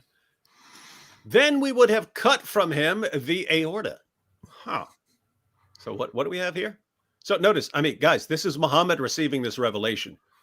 So Muhammad receives a revelation. He steps out one day. He says, Allah has given me a revelation. This is a revelation that proves that I'm a true prophet. Brothers and sisters, Allah says that if I had made up these revelations, Allah would have seized me by the right hand and would have severed my aorta. But you can see my aorta has not been severed. Alhamdulillah, alhamdulillah, praise the Lord. Right? That's what he's doing here, right? This is Allah saying. So notice, this is supposed to be confirmation from Allah. Allah saying, hey, if this guy were making this up, I would have severed his aorta. But his aorta is not severed. So everyone see, he must be a true prophet. This would be like me standing here right now. Clearly. Ladies and gentlemen, if I'm a false prophet, may I be struck by lightning. I didn't get struck by lightning. Therefore, I'm a true prophet. That's exactly what Muhammad did right here. This is exactly. Like, that's clear scientific proof, by the way. Yeah. And notice, normally if I saw someone arguing like this, I would think, okay, this is a clear sign this guy's an idiot and an imposter. But in Islam, nope, that's exact. This is proof. But there's just one problem here. Can we go to sunnah.com? Notice, if Muhammad were to fabricate revelations, if Muhammad's lying, if he's making up Quran verses to feed his own desires or for whatever other purpose, Allah says he's going to sever Muhammad's aorta. Can we go to sunnah.com? I already have it. Oh, there's a bunch. Matter of fact, you can just type in aorta into the search, and a bunch of these passages pop up. So here we have narrated Aisha. This is Sahih al-Bukhari. Narrated Aisha. The Prophet, in his ailment in which he died, used to say, "Oh Aisha, I still feel the pain caused by the food I ate at Khaybar, and at this time I feel as if my aorta is being cut from that poison." Interesting fact. Hey, Muslims, show us as if in this text. It doesn't. That is added by the translators. He doesn't say he feels as if his aorta is being severed. He says he feels his aorta being severed.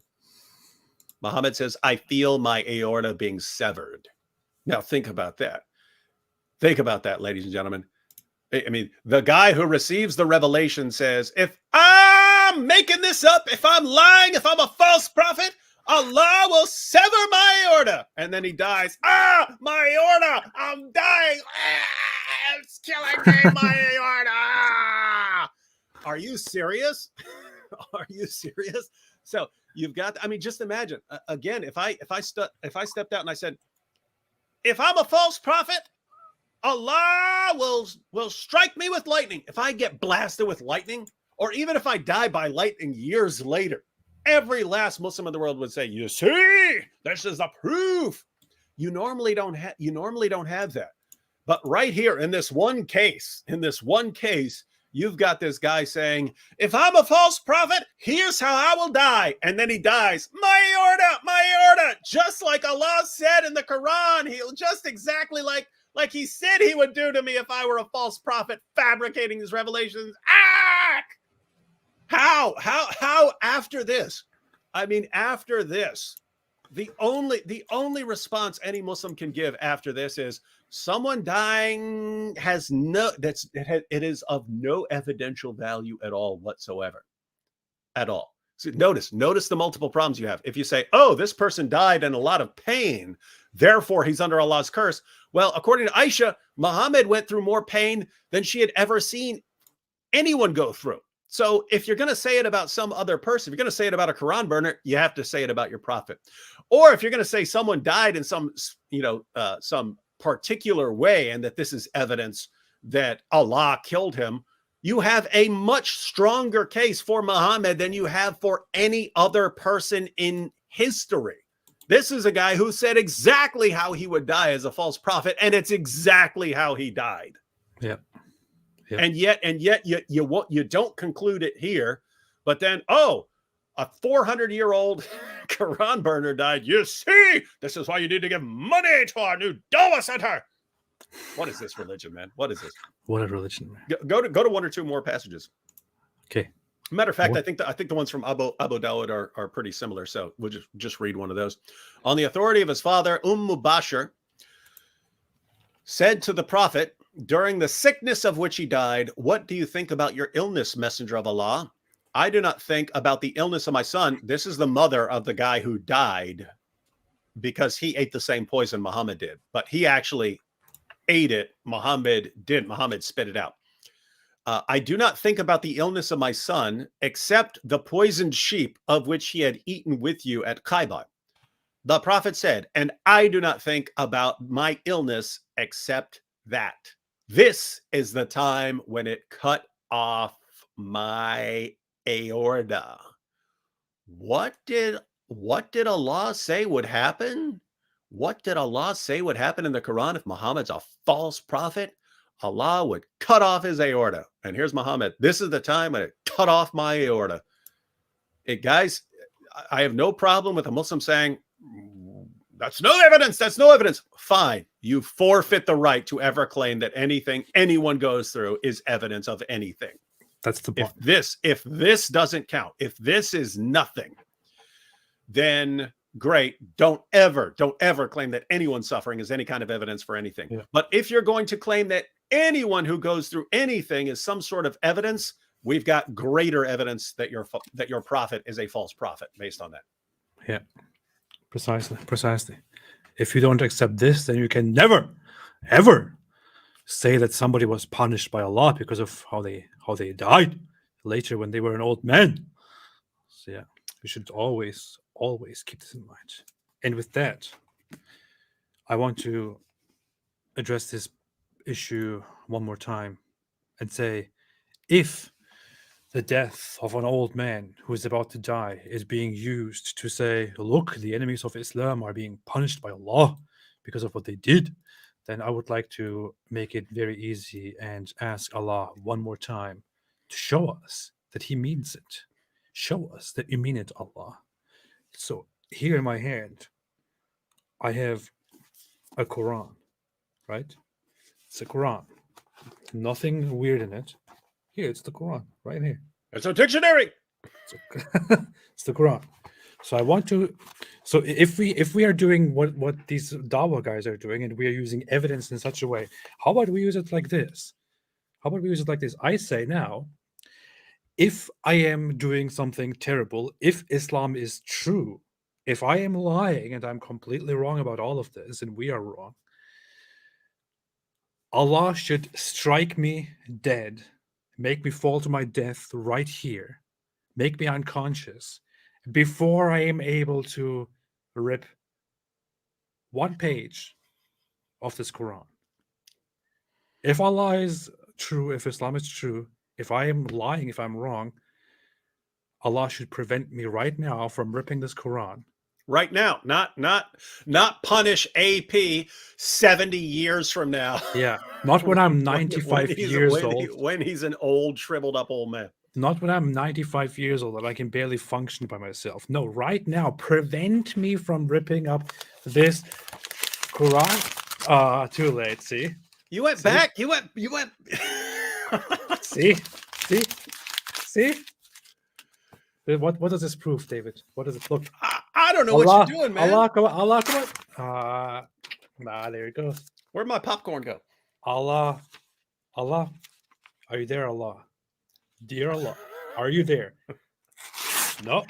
There you go. It's me, apostate prophet. Now, but by the way, because I mean, we've talked before about. This clearly proves that Islam is false. This is clear evidence. That's the test. That's the test that is being encouraged. Notice, if you challenge Allah, he's going to refute your challenge and destroy you in front of everyone. And see, he hasn't. He has just destroyed himself. We have just destroyed Allah. But look, he's not doing anything. He's not doing anything. No, what will he do?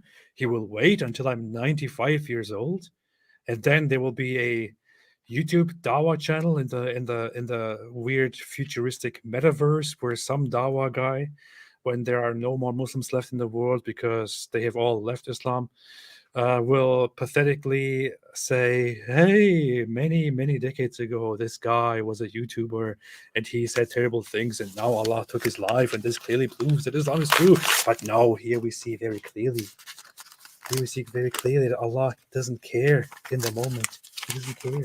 He can't do anything because Islam is false. And you know it's interesting. There are people who never pay any attention to what's actually going on, right?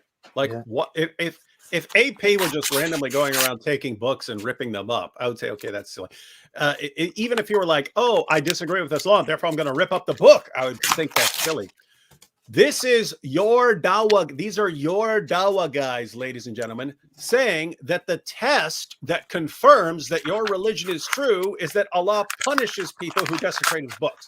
Yeah, I'm not doing anything weird. I'm not provoking. I'm not doing anything. I'm just responding to what's being propagated by the Muslims. Yeah, that's the point. They're the ones who are putting this forward as a test, right? It's like a few years ago when Muslims said, as their new evidence that Islam is true, a cat will not walk on the Quran. What did I do? It's never crossed my mind to make a cat walk on the Quran, but I put a Quran down in front of a cat. The cat walked all over it. Then they flip out on me. Why are you dishonoring the Quran? But you guys made this the test. You did. You said this is confirmation a cat will not walk on the Quran. I did the test that you said was the test that would verify that Islam is true. So now you've got Muhammad Hijab. You see, the Quran died. Ha ha! Donate now. Donate to us. So what's the test? If you desecrate the Quran, here's what's going to happen to you. And AP just put it to the test. Muhammad put his revelations to the test 14 centuries ago. He said, if I'm a false prophet, here's what will happen. And then exactly what he said happened. Yeah. AP just put it to the test and said he's going to drop dead right now before he does it. And lo and behold, nothing happened. He's fine. I'm just fine. Allah doesn't care. He has different priorities. He wants to kill 80-year-old people who are in their deathbed, who can barely walk, barely talk, barely function. It's like my grandfather. One of my grandfathers died from Parkinson's disease, and in his last weeks, in the last phase, in his last days, he was barely able to function. He was like a baby. He couldn't eat. He couldn't go to the toilet. He couldn't do anything. He was barely there, and then he just died. I'm just imagining if I'm at that age at one point and I'm just like that, I turn into a baby and I peacefully die, they will say, look what happened. You see? Allah punished him. Or with me. Generally, with one exception, my maternal grandfather is still alive, and he's old and completely like can't even talk anymore. But apart from that, apart from my maternal grandfather, all the males in my family line die right around 50, if not earlier. So all the guys die around 50. I'm 47 now. I'm 47. So statistically, I mean, of course, you know, I hope I live longer, but statistically, my males in my family die a few years older than I am right now. So could have a heart attack. I could have a heart attack at any time. What will it be? It will be the proof that Islam is true, you see, because David Wood was sitting in a live stream one day when AP tore up a Quran and David Wood didn't stop him. And so what happened? Allah cursed him with a heart attack in exactly the way all the other guys in his family died. Aha! This is the proof. This is the proof. See, this is why you should donate to our organization and support the Dawah in Scandinavia. What a religion. Anyway, yeah, that's what's up. That's what's up. So anyway, I have to finish this. So while I'm doing this, I guess we can just talk about any random stuff. Yeah. I have a mark on my hand because I recently bumped into the corner of a table as I was walking. See? He was ripping up the Quran with that hand, and Allah cursed his hand, and now he has a bump on it. You see? He has a bruise, not as bad as the green bruise that covered the woman's skin. And Sahih al-Bukhari 5825. But still bad, I guess. Aha! Still terrible. Still proof when everyone can see it right now. Yeah. Do you have any idea how much money we spend on Qurans we've destroyed? I don't know, man. I'm just thinking right now. This is again one of those things. I actually spent money on these Qurans. I still have. I have a few of those left here. Well, it's funny. I was like, oh, should I join in? It was like, oh no, I like this Quran. and no, I like this Quran too. These are my two favorite Qurans. So like, what? No, this is actually it. Actually looks kind of nice, and it's small, and you know. Oh, I know. I've handled a couple of those Qurans in that exact same Quran in the past. Yeah. And it's small. It's not big. It's not huge. I like it when it's small like this. It's very nice to rip out, and yeah, I don't ever sit down and read this. I don't know. I actually purchased these, to be very honest, just to rip them up or do other things with them. So that's why I got those. I had to get those. And again, I was originally here's what was weird. Originally, when people were spamming and all these videos claiming that cats would not walk on the Quran were getting millions of views. And then there were the reaction videos, like a Catholic reacts to cat will not walk on a Quran video. And you have actually people on their channels going, whoa, this is amazing. A cat will not walk on the Quran. Why is this? What's going on here? And I'm the one who's like, okay, here's a Quran. Let me put this on it. Let me put this on the ground. Cat, meow, meow, meow, walks all over it. But I made the first video, and then they're saying that's not really a Quran because it's got the English parallel, right? It's got parallel English. It's still got the Arabic of the Quran. It's still got the Arabic of the Quran, the full Arabic of the Quran. But they were saying, because it has English, it doesn't count. What a dumb excuse. And then so I actually went and got those Qurans that are pure Arabic and laid those on the ground. And it's like I'm sitting there the whole time, like, why am I doing this now? Because of you guys. It would never have crossed my mind to do this if you guys were not putting this out there as a challenge to non-Muslims. And it's, you know what's weird, I think?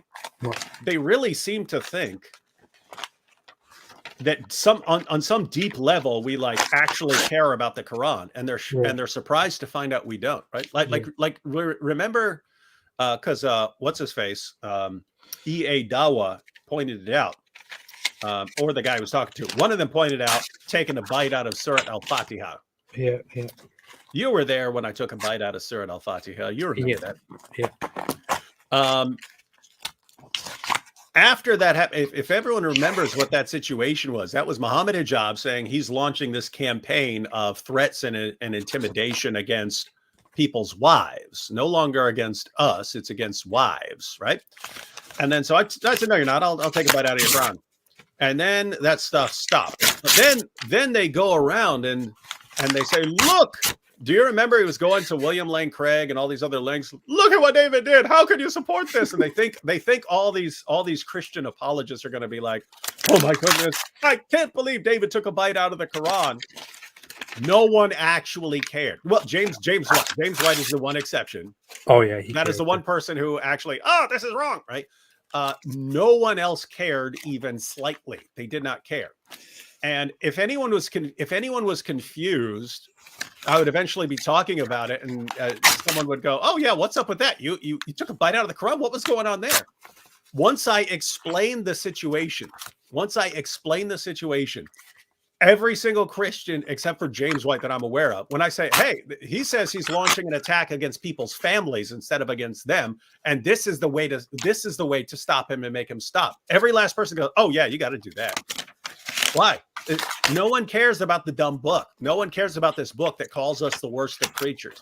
No one cares about this book that says beat your wives into submission. No one cares about this book that justifies sex with prepubescent girls.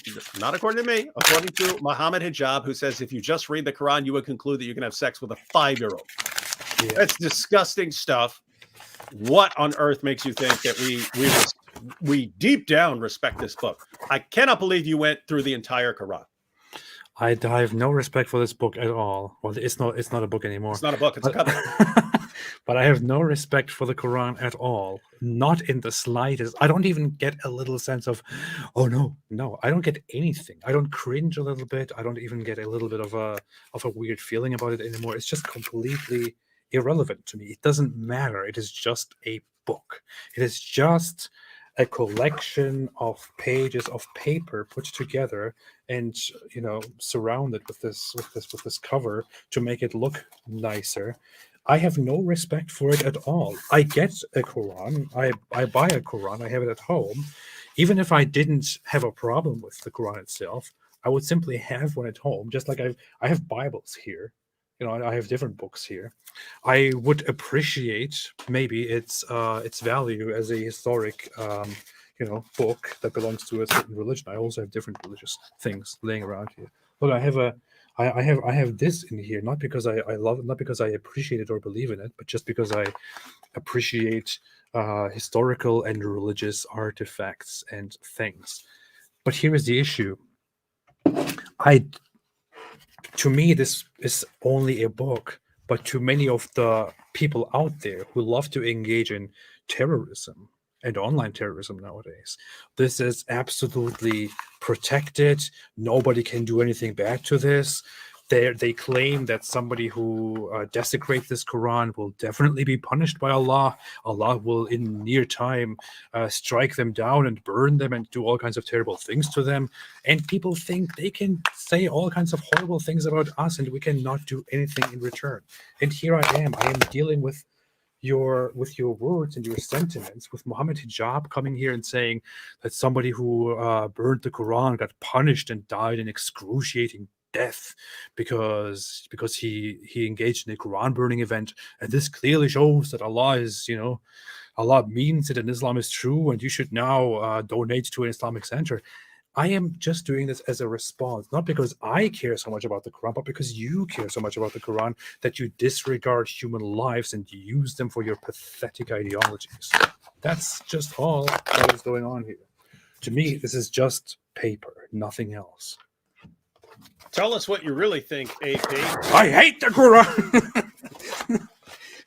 I hate it. No, just kidding. Yeah, this is what's going on. Yeah, that's what happened. I also have a Buddha over there. I don't only have a Hindu thing here. I also have Bibles there and all that stuff. I also have a Zoroastrian symbol somewhere laying around here. Oh look here.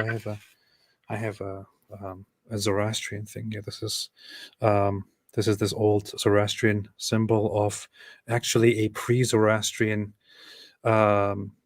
spirit. It's called the Fahravar in Zoroastrianism, but actually comes from pre-Zoroastrian Mesopotamian religions and symbolizes the spirit. So I have all kinds of things here because I love it. I love having religious stuff around just to appreciate it. But if you make me mad and challenge me, then I can just do this. One more point after all of that.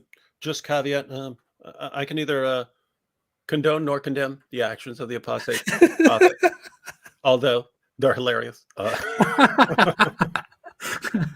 You see, Hey, can you David got scared. He got intimidated by the Dawa boys. Allah punished him. See, you see. Hey, can you go to Hijab's video and look at the comments real quick? I wanted to zero in on a comment that I see over and over and over again. And then we just got to go to Sunnah.com one more time. To Sunnah.com. You want to... Why does this have to show these things? You see? Allah has spoken. AP is having problems right after he ripped up the Quran. You see, he's having problems finding what he needs for this live stream. Wait a second. I'm not this is the proof. I'm not feeling so good.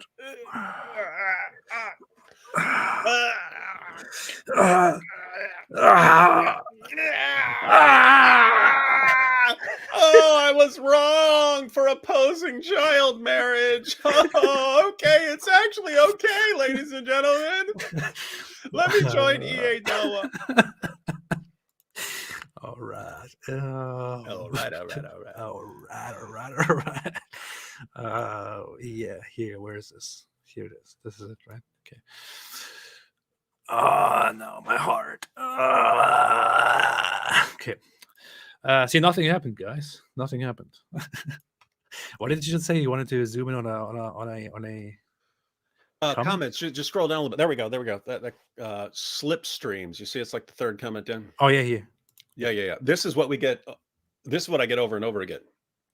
Whenever we disrespect Islam in any way, some version of this comment: I have never seen a Muslim burn the Bible because we actually love and respect Jesus. He accidentally let the cat out of the bag there, right? Because Muslims will always say, "Oh, we never disrespect Jesus." Yeah, okay, because you think you believe in Jesus, even though what you actually believe in is just what your false prophet said about Jesus. You still think you believe in Jesus, and so most Muslims try to avoid mocking and insulting, even though they do it anyway by the horrible things they say about him. But this is, they think they actually respect other people's books, but it's not. Notice what he says: we don't burn the Bible because we actually love and respect Jesus. Okay, great. We don't love and respect Muhammad, right? So what are we supposed to do here, right? The question is, what do you do when you don't love or respect something, right? That is very funny. It's very, very funny to actually notice this comment and focus on that detail here. That is very funny. Well, yeah, I wasn't done. I'm sending you a link right now to connect that. So notice, we don't act like that. You don't act like that with something you respect, like Jesus, right? Yeah. Now watch what happens. Just sent you a link to Bukhari. Yeah. Watch how the tables have turned. Yeah. There are a bunch of these. There are a bunch of examples like this. So this is Sahih al-Bukhari, 2478, narrated Abdullah ibn Masud. The Prophet entered Mecca, and at that time there were 360 idols around the Kaaba. He started stabbing the idols with a stick he had in his hand and reciting, "Truth, Islam, has come, and falsehood, disbelief, has vanished."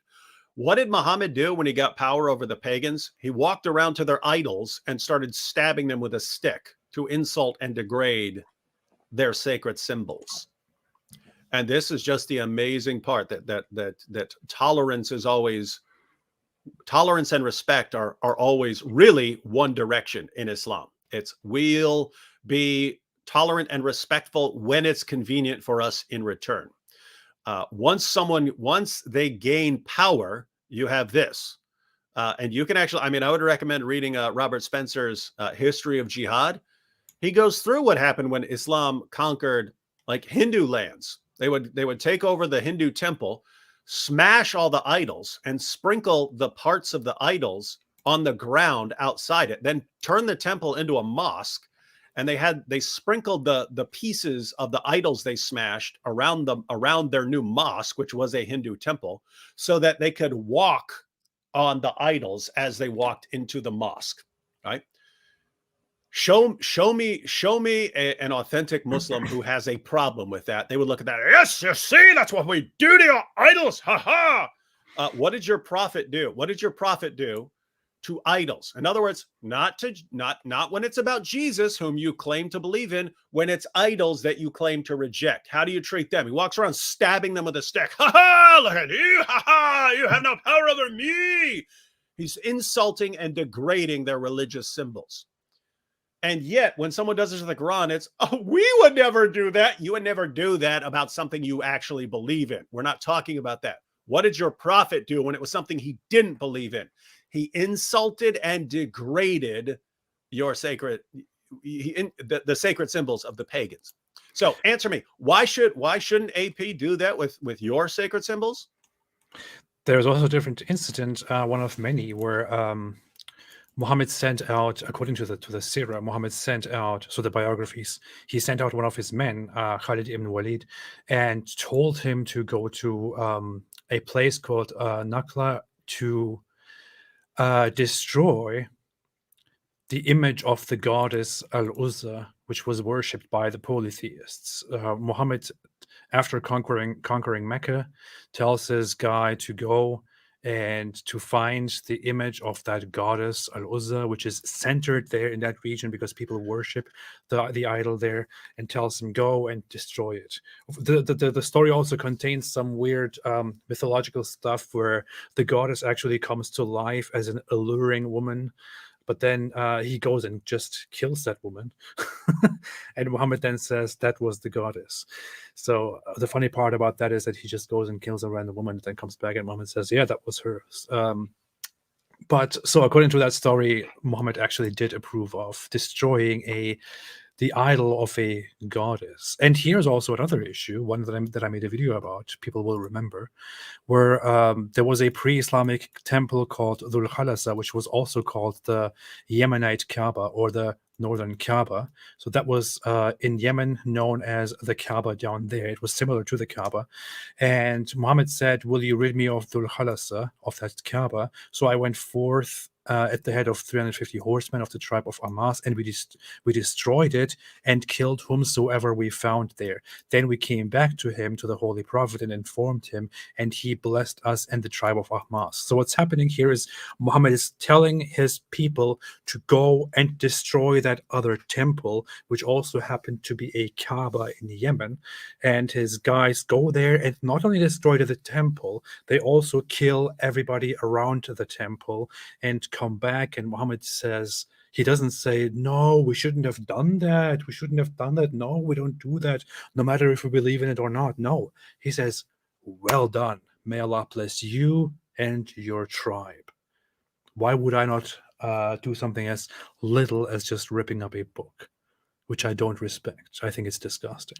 Especially when, this is hijab putting this forward as a test, right? Think about what he was saying there. This guy burned the Quran, and therefore years later, when he was old and he's shriveled up and he dies, you see, this is the proof. Well, that means that these are tests, right? These are tests that somehow verify Islam and show that Muhammad's a true prophet, and they all need to donate money to the new mosque, right? And so AP does it, and I don't get it. Why do they put forward these challenges and then flip out when we actually go through with their challenges? I don't know. It's a weird situation. If I now have a problem, like if I get a cold, they will say, you see, you got a cold. What a religion, man. What a religion. All right, so let's look at these. Zal is somebody who just became a YouTube member. Thank you. I appreciate that. Thanks. Welcome to the channel, and enjoy it. Abdi Fatah Osman said, how do I safely let my family know about my apostasy without being harmed or losing my entire family? I am disabled and bedbound, so I can't leave. that goes way beyond my my understanding of what an apostate should do. I have the freedom to go out and do my own thing. So I have declared it to my parents, who were very disappointed, and people really cut ties with me. But in such a situation, I don't know what can be said. Yeah, yeah, I have to agree. Normally, because I hear from people all the time, hey, I've left Islam. I'm in a Muslim country. What do I do? And it's normally, hey, try to get out of there if you can. But yeah, if you're disabled and bedbound, that's a different situation. So not sure. Yeah. I wish you all the best. I would say, I don't know, do whatever is best in your interest and whatever serves your own well-being. And if you wanted to bring some family members along with you or bring them around to your understanding, you can do that in a very careful way. Yeah. Like you can just start asking questions and getting everyone thinking about the topics rather than saying, Muhammad's a false prophet. He's been exposed. Haha. Right. You can, hey, I was thinking about this. What do you guys think? What do you guys think about Muhammad's relationship with Aisha? What do you guys think about this? You can get all of the information, whatever convinced you that Islam is false. You can get all that same information to other people without, putting yourself in danger just by asking questions in a creative fashion. You see, AP and David Wood cannot answer because they're terrified and because they desecrated a Quran. You see, now they can't answer. They've been silenced. Been humiliated. Nuno Rodriguez said, Jesus, AP repents. Okay, maybe. Yeah, sure. Yeah. Gary Thomas said, I was hoping you could explain why many Muslims want Southeast Asian countries like Japan. What? That doesn't make sense to me. Japan is not a Southeast Asian country. It's an East Asian country. What is happening here? Or is it something else? To convert to Islam en masse. If that happened, those countries wouldn't produce many of the products they love so much. Yes. Yeah. No. Definitely. What somebody said Jordan Peterson. How does that make sense? Southeast Asian countries like Jordan Peterson. No, that's yeah. They should definitely not. They should definitely rethink. I always say that. I mean, it is very dumb. It's the same thing with moving to the West and then trying to convert everybody in the West to Islam. Obviously, it is not a coincidence that huge Muslim populations find their ways to the West and all know that life is simply better in the West, that the opportunities are simply better in the West. If you now want to use this opportunity to convert people in the West to Islam, then you are not getting it. You are basically running from a failed project to a paradise and then attempting to bring your failed project to the people in that paradise and trying to turn that paradise into that failed project. That is a very dumb idea. Don't do it. Similarly, people love Japanese culture, for example, and if Japanese people convert to Islam, Japanese culture will not exist anymore. Yeah. You will not have animes. You won't have images are forbidden. You will not have good video games, which Allah did not make for you. It's the Japanese guys who created those games. You will not have all the good technology that comes out of there. So just leave it alone. Leave it alone. You can see that not much that the world loves comes out of the Islamic world. So maybe just don't try to spread it. All those Japanese converts would then start speaking Arabic and dressing like 7th century Arabs. And you see, Allah is obsessed with you walking and talking and thinking and dressing like a 7th century Arab. Yeah. No more Dragon Ball. Somebody brought it up. No more Dragon Ball Z. Yeah, and Super Mario. Okay. See, it's like Kafir Ball Z with their heads. Oh boy, I grew up with Dragon Ball Z. By the way, this was my favorite thing when I was growing up. Gary Thomas said, "Hey, AA and J. What? Who's AA and JW? What is happening here? What is going on? What? Hey, AA and JW. I would like to thank you for your Which videos. is which? Which is which? Are you AA or JW? I bet it's actually the opposite of the obvious. You know. Yep. Yeah, you are AA and I am JW. I don't know why. I would like to thank you for your videos, which has helped me understand not only more about Islam but religion in general. Maybe this guy is actually on the wrong channel. Yeah, maybe he was watching something uplifting on some other channel.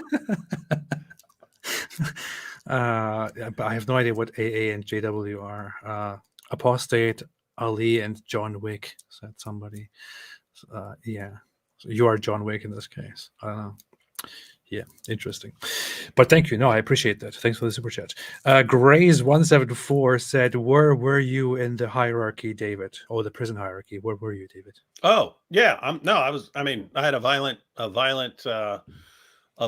felony.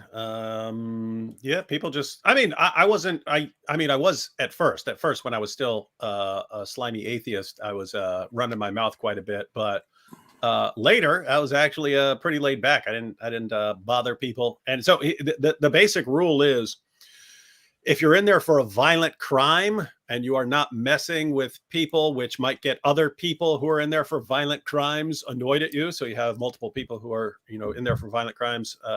Basically, if you mind your own business and you're not in trouble for something, people tend not to mess with you.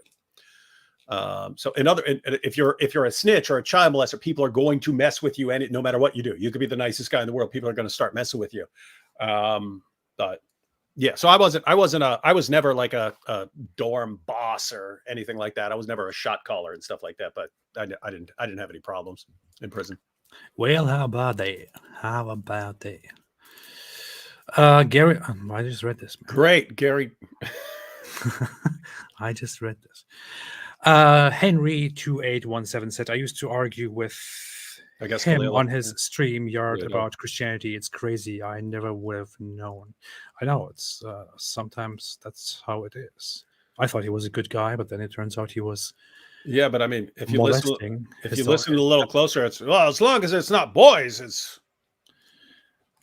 I mean, seriously, he has somebody confronts him about what he did, if he did indeed molest a child, and he's like, no, it's not a boy. Yeah, I just want to make sure we're all clear on the person I molested. I mean, the person that I'm accused of, let's just say it's not a boy. So it's not quite halal, but it's, halal-ish. It would be terrible if it was a boy. It's not a boy. I want to make that clear. I'm halal-ish. Yeah. I'm still doing the right thing here. Halal certified-ish. Yeah. I'm not entirely doing a wrong thing. Only a little bit. Yeah. Terrible, man. Captain Christian said, "If your gut feeling tells you there is something wrong with an Abdul, listen to it." Well, this wasn't even a super chat. I just wanted to respond to this before, but I don't really want to respond to it anymore. I don't really make a distinction between what the person believes and what they hold for a worldview when judging whether something is wrong with them or not. But in this case, I don't know, man. Omega Resetsu said, "These people with their death threats act as though America is not a country of God and guns. Yahweh made men, men made guns. Sach shalom aleichem." Yeah. What do you say, David? I guess they're talking about the guys earlier when they're, I'd hit him in the face, blah, blah, blah, blah, blah. Like, yeah, try that in Texas, boy. What? Try that in Texas, see what happens to you. Yeah. I sometimes feel like I would like to practice. Never mind, I'm not going to go there now. St. Miles said, "Interesting show. Gotta go." Thank you, St. Miles, as always. Thank you for your contributions. He can't hear you. He can't hear you. He's gone. He said so. Yeah. Oh no. Ha! We didn't like you anyway, St. Miles. You can't hear us. What? Varun said, "AP, could you do it because you are Allah yourself?" You could do it because you are Allah yourself. You could do what? I don't know. Yeah. So, I ripped up the Quran because I lost something. I don't know. Yeah. Well, yeah, some comments are like people comment right when we do something, and Yeah, then we don't remember what the actual content. It was probably about something like the ripping up the Quran or something. I don't know. Basic said, "Stop ripping up the Holy Quran. I call upon the power of the Holy Whale Liwash to smite AP and David Wood.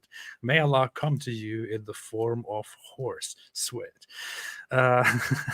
Yeah, the whale is actually something that is found in Muslim traditions, where, according to early Islamic thoughts, according to Muhammad, according to Ibn Abbas, according to early Muslims, the earth was on the back of a whale. Allah placed it on the back of a whale, which is why he put trees and mountains on it to level the earth and prevent it from falling down and falling over.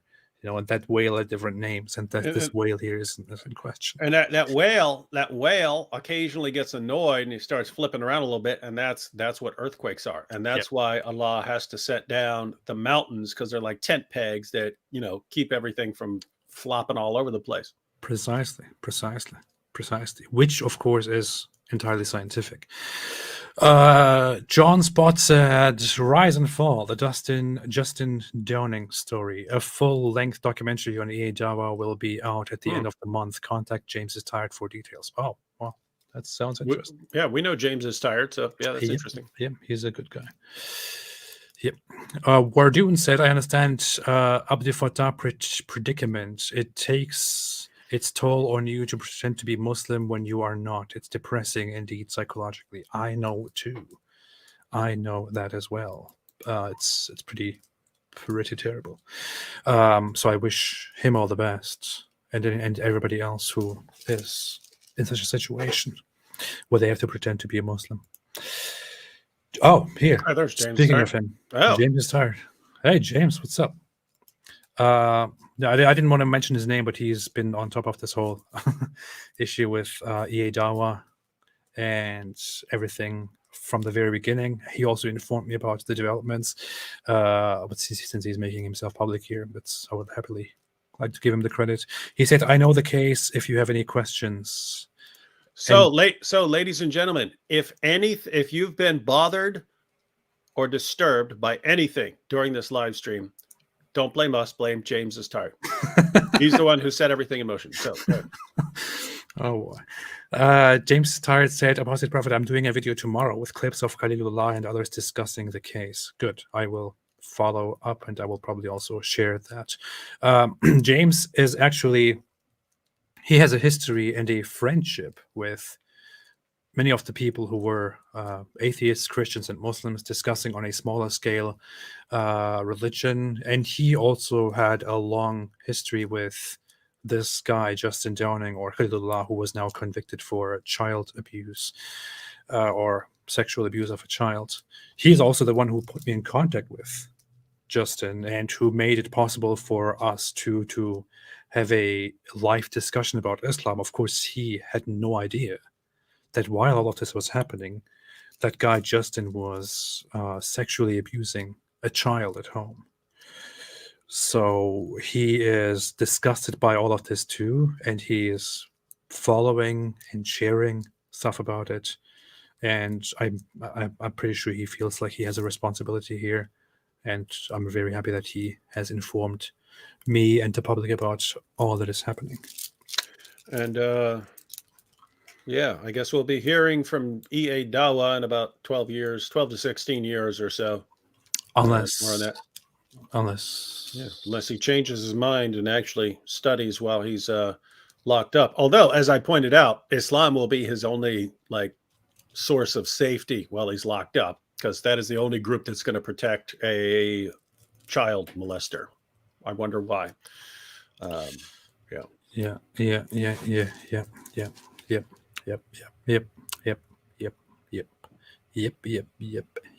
I was looking for a comment. That's why I'm stalling right now. Who was that? Where was the comment? Oh, I'll just say while you're looking for the comment, for anyone who tuned in after the beginning when we were talking about this stuff, there is a link to a GoFundMe that is for E.A. Dawa's wife. To her It credit, is still yeah, pinned. Yeah, it yeah, is still pinned in the chat. yeah, she did. She's the one who turned him in. We talked about how that must have been very difficult because that's she. One, it's embarrassing. It's easy to try and sweep these things under the rug, but she actually went to the authorities and so on. And she's he's going to. He's of course going to prison over this, but that also simultaneously makes things more difficult on her. So there is a GoFundMe there. So if you can help her out, I'm sure anything will help a little bit. I will also share this in the on my community tab again to get some help. If anybody, if people feel generous to help her in this difficult situation, she's the primary victim together with her daughter. Please help. You can find the link in the description, in the chat right now, and I will also post it later on one more time. Somebody said something like, why did Top G convert? AP, can you save Top G? And I was just going to say about that. First off, whether somebody like Andrew Tate converts to Islam or not, here it is. Somebody like Andrew Tate converts to Islam or not, I would find a person like him completely annoying and terrible and reprehensible. Even without hearing about all the terrible stuff that he actually did, like, luring women into his business and then turning them into online porn slaves while having sex with them at home, and then basically exploiting them and taking their money and lying to them about their earnings and so on. Not allowing them to leave, putting them under emotional pressure, taking their passports away and keeping them for himself. And so even if I didn't know about these things, I would think, what a terrible, horrible, cringeworthy, idiotic individual. So I'm definitely not the right person to ask here. But since it is Andrew Tate, I would say Andrew Tate is not somebody who would accept the guidance or help from people like us, or from people like me anyway. He would probably sit there and try and start mocking me and say stuff like, why don't you beg me? Do you feel bad that you're not as great and fantastic and as rich as I am? So I don't know what to say about. No, and if you look at, because he's been praising Islam for a while, but the things he's been praising Islam for is, hey, they know how to keep their women in line, keep their women in check, beat their women into submission, and they're the ones. According to Andrew Tate, we're talking about here. He had all these clips where he was saying that Muslims are the ones who will kill you. And he said, I don't condemn that. I take that as a strength. They will kill you. If you make fun of Muhammad, you'll be dead before the end of the block. And so he's praising stuff like that. So when someone has that mindset, like he doesn't think like us, right? The sorts of things that we listen to are not the sorts of things that he's paying attention to. And then there's a question, of course, of whether he really believes this, or if he just realizes he wants a community that's going to protect. Note, same as I said about E.A. Dawa, there is precisely one group in prison. There is one. I've never even heard of another group that's going to protect a child molester. Islam is the only ideology that will protect a child molester. As long as he's a Muslim, you're clear. But notice, Andrew Tate, there's precisely one religion on the planet that will protect you and even praise you and treat you as a hero if you've been sex trafficking women for years. There's one. And shocker, he converted to that one. Yeah, surprising. What do we say to that? Leave the religion that protects sex traffickers like you? What's left for him then? He would have to abandon his sex trafficking. He doesn't want to do that. That's a source of revenue. Okay, I just posted this on my channel as well. But yeah, no, definitely, I've always despised people like Andrew Tate. I will say that very openly here. I guess if you know me a little bit, you can probably tell why. And his praising and eventual conversion to Islam, together with everything that came out about him, was just added to